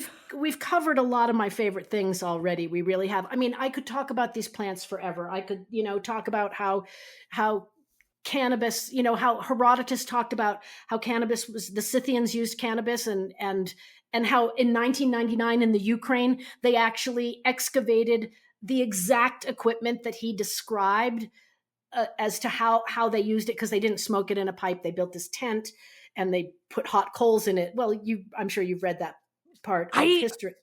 No, here's the thing: the mythology I've got down, but Oh, you got telling me brand new information. I've heard like vaguely that the Scythians smoked weed, yeah. but this is delightful. Yeah, so they would make these tents and they would put hot coals in the center of the tent, and then they would throw the weed onto the hot coals. And Herodotus says that they would get in the tent and they would howl with delight. And I can just Oh. picture these Scythians howling as they sat around getting high. And a lot of classicists who probably did not want to believe that their beloved Greeks got high were like, oh no, this is completely fabricated. And then in 1999 in the Ukraine, on a dig, they found exactly the equipment that Herodotus described, which I loved because, cannabis was used as fiber, as medicine, and as an intoxicant in ancient Greek and in ancient Greece. And it just seems silly not to admit that. We know they drank wine. What's the difference? I mean, the difference is literally nothing except for like weird Western purities. Yeah. But because there's so many things like that though, where people really, especially like old white men scholars, let's be honest, like well, no, that's exactly it. Yeah, like it's changing now. There's definitely like things opening up. But yeah, I mean, from 50 years ago onward, we have these like intelligent old white men who just want the Greeks to only be impressive, and they just did such smart things, and they created philosophy and all of this, and they were so against learning about the silliness and the more absurd nature, or just also the stuff that like the Western Christian ideal doesn't like. And I love that now we are learning more about that, like the fact that the Scythians, which to the listeners is the most likely source also for the myth of the Amazons, the fact that they were getting high, hotboxing a tent, like that's delightful. Or like, I mean, even just how drunk they'd get on their wine. Like we think of wine now as a fancier drink, but it's all they drank. They had multiple drinking games, and we have so many stories about people getting drunk or how much wine is too much wine, and if you want to avoid someone puking, like don't serve this much. And I think it's so nice, and it made me think of it when we were talking earlier about all of this, all of the things that we always associate like with, oh well, it was women, so this festival must have been about fertility, and so much of that too is like the old white men who've been interpreting this for so long, and it's like, well, ladies are there, it's about fertility. Oh, she's a goddess, well, she's a fertility goddess, and it's like, that's ridiculous. Like, so you just reminded me, and something that we haven't talked about at all, and I don't know if we have time, but the Maenads. Oh my God, if you have time, we have time. I actually, thank you. I meant to write it down earlier, and then because I wanted to ask about the Thyrsus. So, oh yeah, please. I mean, okay. So the Maenads and the Thyrsus. Well, the Thyrsus is three plants in one. It's the fennel stalk twined with ivy and a pine cone on the top. And I don't know. I've never gotten a such a clear definition. That's that's amazing. So what I know about why the Thyrsus was made from fennel is because after Dionysus gave the gift of wine initially to humans who had never drunk wine before and didn't know what it would do, they would sometimes get so drunk and then they would start hitting each other with their staffs, and they could do some real damage. And Dionysus didn't want to deny humans the beauty of wine, but he didn't want them to hurt each other. So he made them make their staffs out of fennel.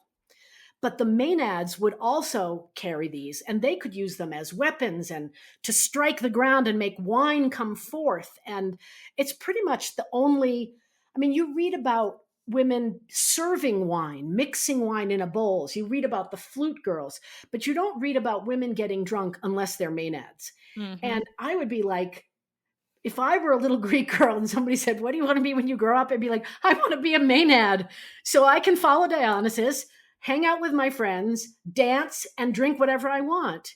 Honestly, just hang out in the woods, getting drunk with your girlfriends, and like the least predatory god. It sounds like a dream. Yeah. So, but clearly Greek men were terrified of the Maenads, and with good reason. And I think it's a great, like if they had let their wives attend these feasts and enjoy wine, maybe the Maenads wouldn't have been so pissed off all the time.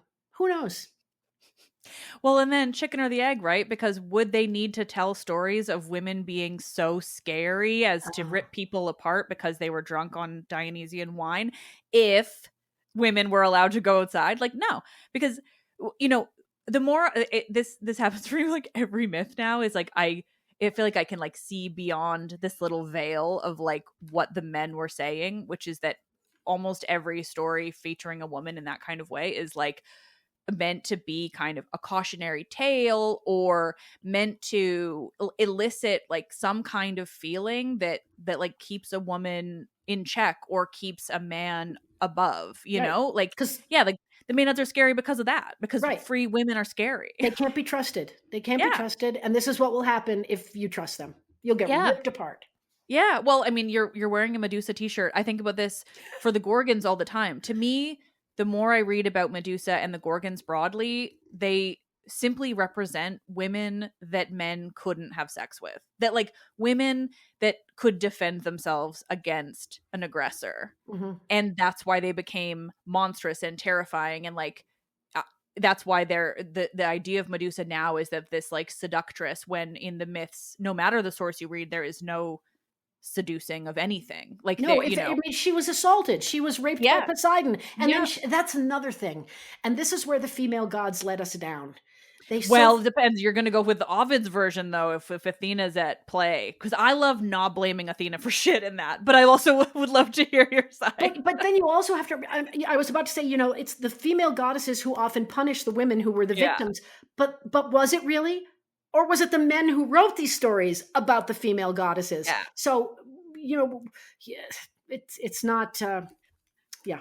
Yeah. No, and what I love about Medusa and why, sorry to, like, I also, like, am bad at talking about Medusa because I just, like, go so hard. But the thing I love is that Athena really isn't involved outside of Ovid. And, like, in the other sources where the, you know, oldest and sort of most quote unquote original, there's nothing like original, but, you know, is Hesiod, who people love to read it as like, you know, that they say lay with in the English translations all the time. Meanwhile, the Greek verb, it also means to pluck. Like, and they're like, oh, it's consensual. I'm sorry, the verb to pluck. Like when I look it up on Perseus Project, because I did literally this morning, because this is what I do with my life.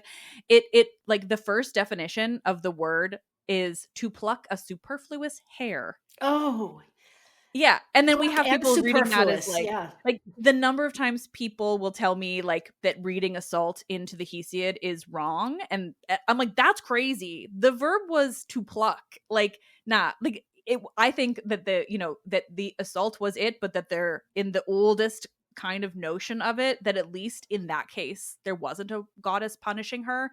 You know, I mean, there are so many others. And Athena, I mean, I could go on about Athena as a character written by men. Like she reads like a woman written by men. She is like this agent of the patriarchy in that really unique way. But it's just so interesting to me the way the Gorgons exist as like, yeah, just like creatures that could defend themselves. This is one of the things that I liked best about your book was that you said assault every single time. Oh, yeah. Okay. And that's what it was.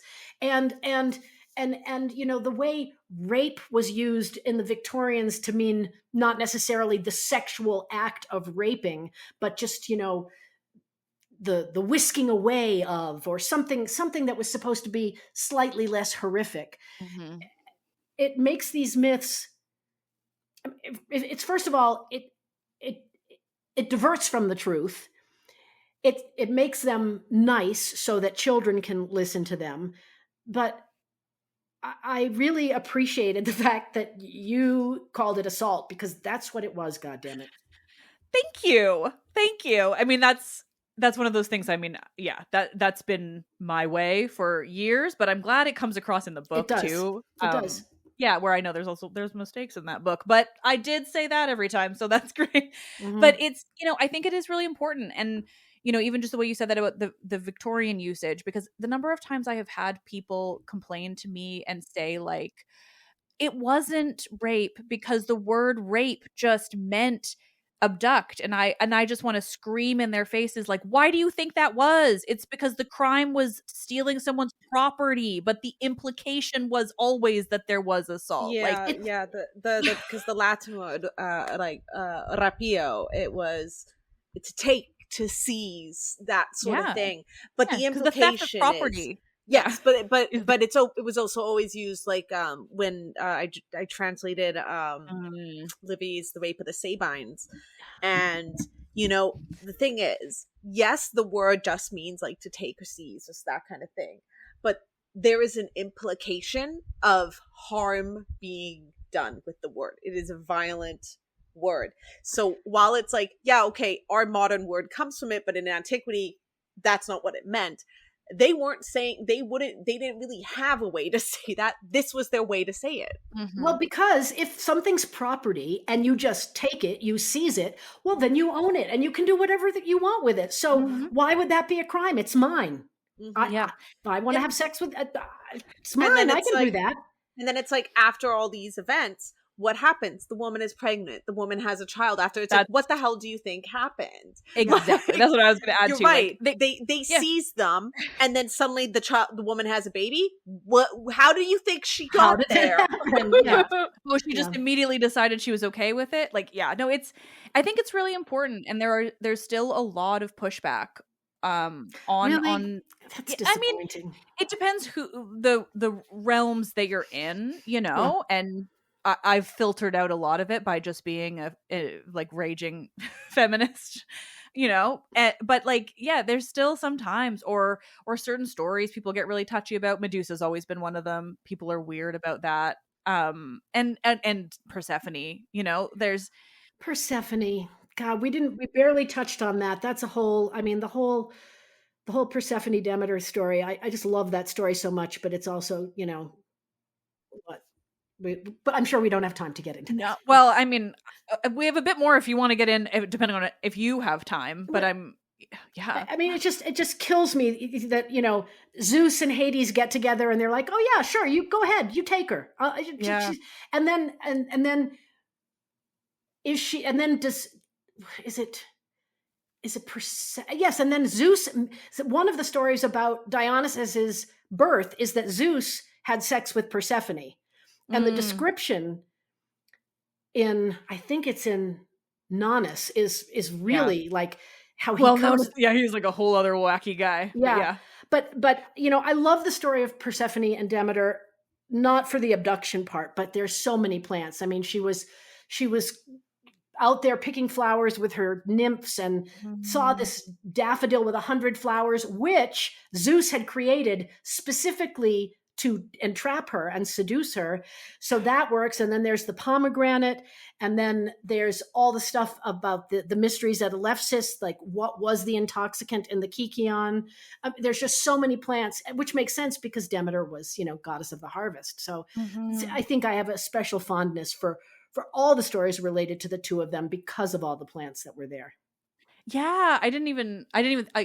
I've had to become a little, I can't talk too much about Persephone on the show because people get really weird about it, because people just really have romanticized that story. And wow. Yeah, it's just an odd thing. So I'm a little specific, like, it's fine. I'm fine with everything. And I stand by like the reading, especially of the Homeric hymn to Demeter, is very clearly a soul. Oh, I love that. What's your favorite translation of that? The Diane Rayer, I think, is one. Yeah, it's one I haven't read that in a while. But I'll always go and try to find a woman translating. That's my rule. Yeah. I don't know. Go ahead. Have you read the Stephanie McCarter Ovid's Metamorphoses? Because if not, I'd also highly recommend that. I will check. I don't remember the translator. I would have to go into my citations and see which ones. It only came out a couple of years ago, maybe 3 now. I think my translation might be Charles somebody. I'm not sure. Yeah, fair. Hers is fairly recent. Yeah.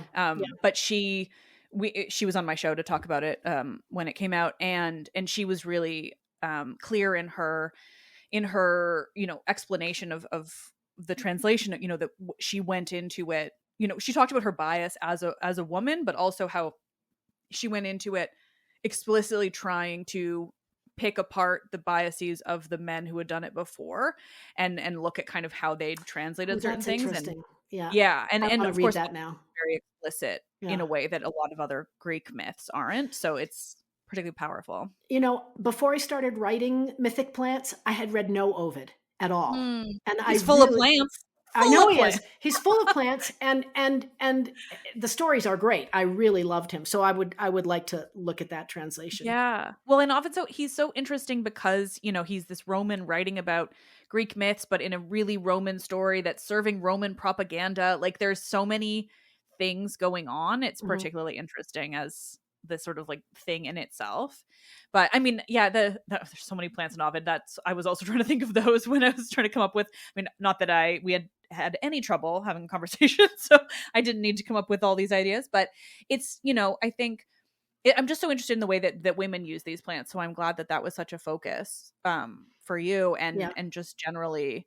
I mean, I more and more with every passing day in the year 2025, I am more interested in the women of the past and like what we can learn from them to tear down the patriarchy. Yes, which seems like they were trying it 2,000 years ago, and we'll probably be trying to do it 2,000 years from now. Although I really hope it not. But. I mean, I think it's optimistic to think humans will be here in 2000 Well, years. you may be right. That's the way we're headed. Yeah. Oh God. If we can take down capitalism before that, maybe we'll be okay. Well, okay. We're not going to end it on that. I'm going to find something happy. Oh, I do, because you said the magic word earlier. Well, there were two magic words, but they're very related. The Kikion, do you have theories about what was in that? Oh yes, I do. I know they say it's like barley, honey, wine, something, but like there's got to be something wacky in there. Well, and that's what people have said for years. And some people said, oh, it was cannabis. Some people said, oh, it was opium poppy. But the fact is that the most common poppy in Greece was the corn poppy, Papaver rhoeus, which has no psychoactive properties at all. And the other thing is that, I mean, I know we don't know a lot about the mysteries because, pain of death and everything, but cannabis and the opium poppy were both well-known drugs. I think barley was the essential ingredient. Right. Yeah. I think it was the ergot fungus that grew on grains all over, especially on barley. And this is the same fungus that historians believe may have been responsible for the hallucinations that prompted the Salem witch trial, and that killed tens of thousands of people in Europe in the Middle Ages and during the Ice Age, because it especially thrives in wet weather. So ergot is something that grew on barley and that produced hallucinations. But the other thing is, if you look at the Eleusinian mysteries, and you got to think of them as like an ancient rave, right? So they were fasting, they were dancing, they were staying up all night. Telling dirty jokes is something I learned. Yes. Is part of it, and I think that's delightful. Yeah. But you got to figure, after 3 days of that, you might be ready to think that you were seeing something that wasn't there. And or even if you were in that state and then you drank the Kikion that had this hallucinogenic fungus in it, that would totally do the trick. So my vote is for the ergot fungus. That's what I think it was on barley. So it was not deadly enough that they would have died from it, but if they're just doing it like in this way, just because you said it killed people, I'm just curious. Yeah, it's not something that's used. It's not something that was used medicinally at the time. Right. It wasn't like something that was used as an aphrodisiac or as an abortifacient, but it is used today. And this is oh God, this is what I love. Okay, so ergot is a natural predecessor to the synthesis of LSD. Oh, wow. And if you've read any of Michael Pollan's recent writing, how LSD therapy is being used in terminal patients to make them not be afraid of death. Wow. And the Kikion was supposed to make the ancient Greeks see, I can see by your face, you know exactly where I'm going. Oh, not I did. Fear yeah. death, that death is just part of the cycle and part of life. How cool is it that ergot could have been the thing that helped them do that then, and that today we synthesize that into LSD and we're using it in the same way. I have to write that down. I just think it's really interesting. Yes. No, and it, this is why I love this work so much, and just being able to, like, I mean, honestly, I say this in almost all of my conversations, because this is why I love having other people come and talk about their specialties too, because I want to know all of the weird, nerdy things like that. Like, and it's such a joy that I just get to have other people share all of these vast types, because there is so much in the ancient world and it is truly so endless. Like, we could keep studying this forever and still be learning more, and to have these Michaela, you're gonna hear about it when we edit, but like, oh my god, I'm so obsessed with this idea.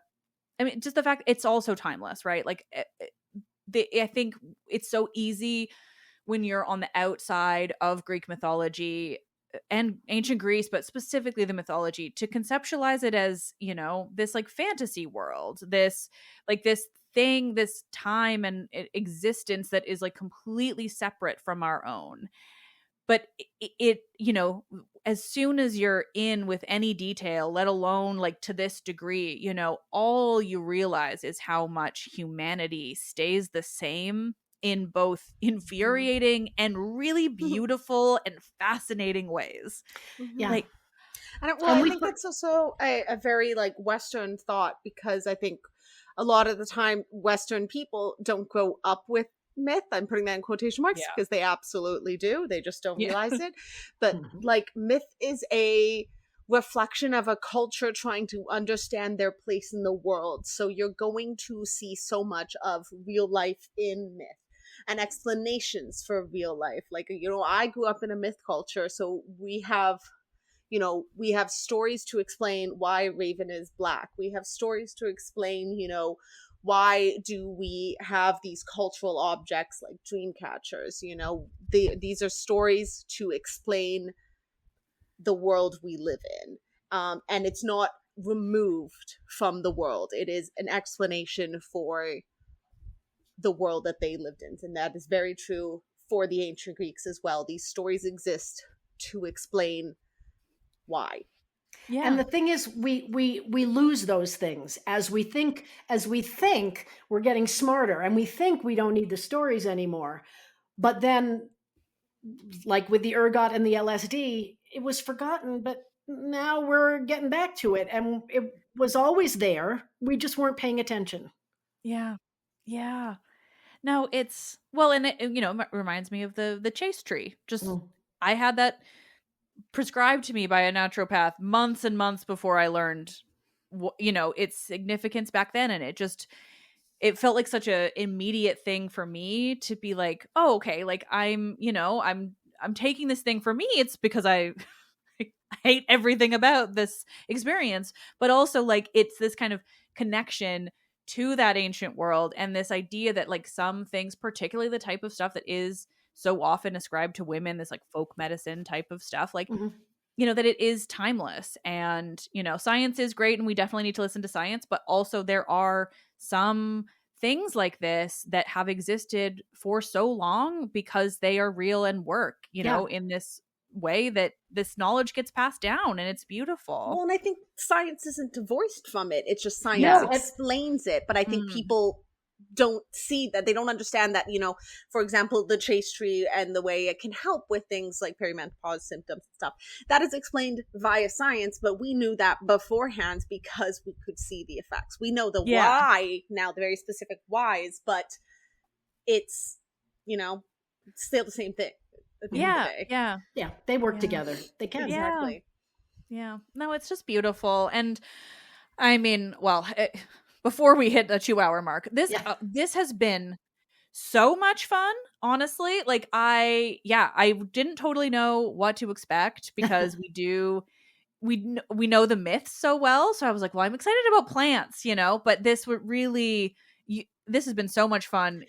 You were a joy to talk to. Thank you so much for coming on the show. Well, thank you. I feel the same way. I had no idea that you were obsessed with plants, and I was like, oh, is she even going to be interested in plants? Because I listened to some of your back stuff, and that wasn't very planty.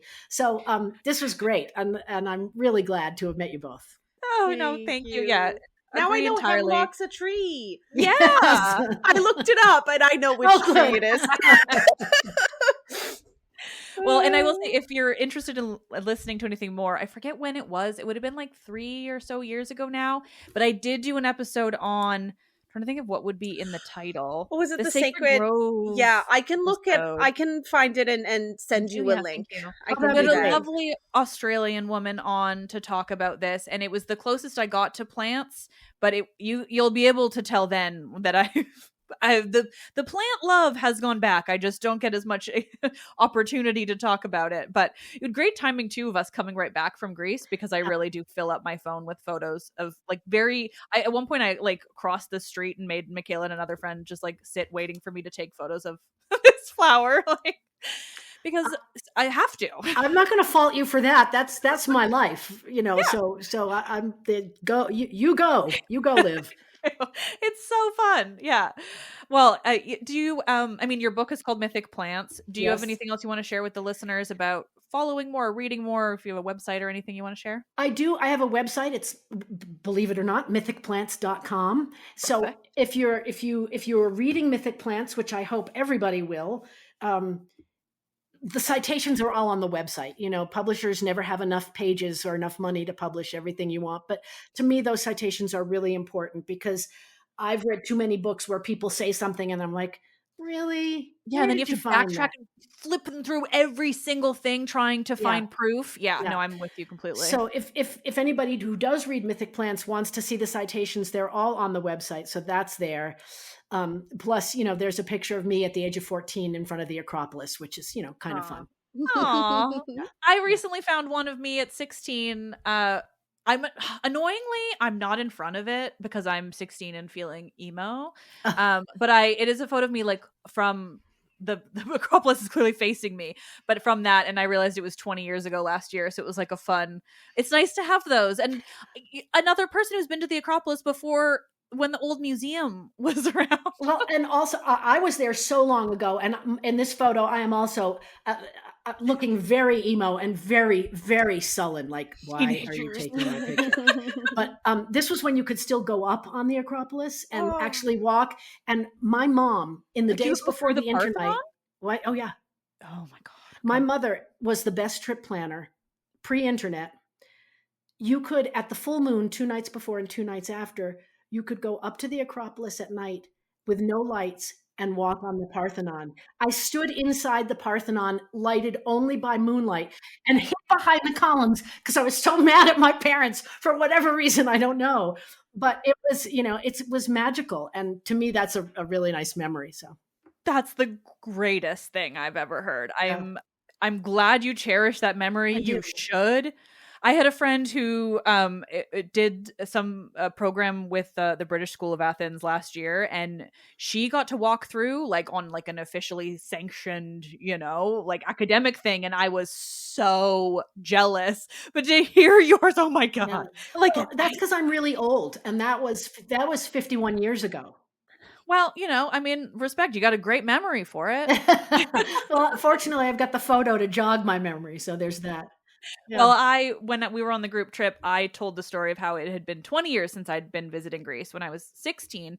And one of the girls on the trip looks at me and very, very aware of what she was doing said, "That's the year I was born." Oh God. Yeah. Mm-hmm. I was like, "Thank you. Yeah, that's what I wanted to do." The year that I had my photo taken at the Acropolis was probably well before you were born, because it was 1974. So there you go. Yeah, see, there we go. I mean, yep, I'm 88. It was a handful of years later. Yeah. No, I love that. That's it's so cool to see.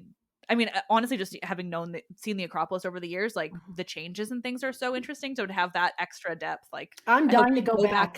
Yeah, you've got to. Yeah. Yeah.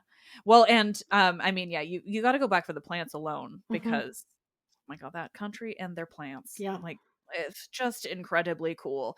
Why did I think I had something else from that thought? No, I've lost it. But I do hope you get to. I hope you get to go back soon, because I think I will. Yeah. Whether it's with this tour or some other. Right. Yeah. I've been so submerged in it, working on this book and thinking about it all the time. I've really been feeling the need to return. Yeah. Climate change has made it really, really hot. Go before June. Yeah. June is no longer even June anymore. No, I would aim for April, May, or maybe October. I've been in October also. Yeah, October's also great. Yeah. Yeah, it hit 44 degrees when we were there in What is that in Fahrenheit? Like a 110, I Oh. think. Oh, it was definitely 110 or over. Yeah. Yeah, because I converted it for the Americans, and I'm remembering it very Mhm. quickly. Yeah, it was painful, but worth it. But yeah, I could keep going on forever, but this was really so much fun. Thank you Yes. so much. Thank you for having me. Such a joy.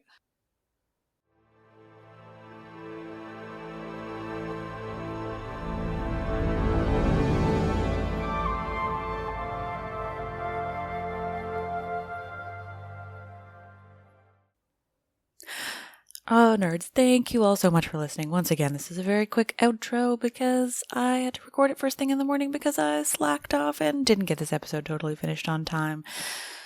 Because our excuse is Michaela's actually here, and thus we've been distracted, but here we are. This was so much fun. Ellen was such a joy. We had an incredible time recording this episode. So I hope you enjoyed it, and check out Mythic Plants by Ellen Zachos if you are intrigued by there's just so much. There's just so much about plants. Obviously, you're intrigued.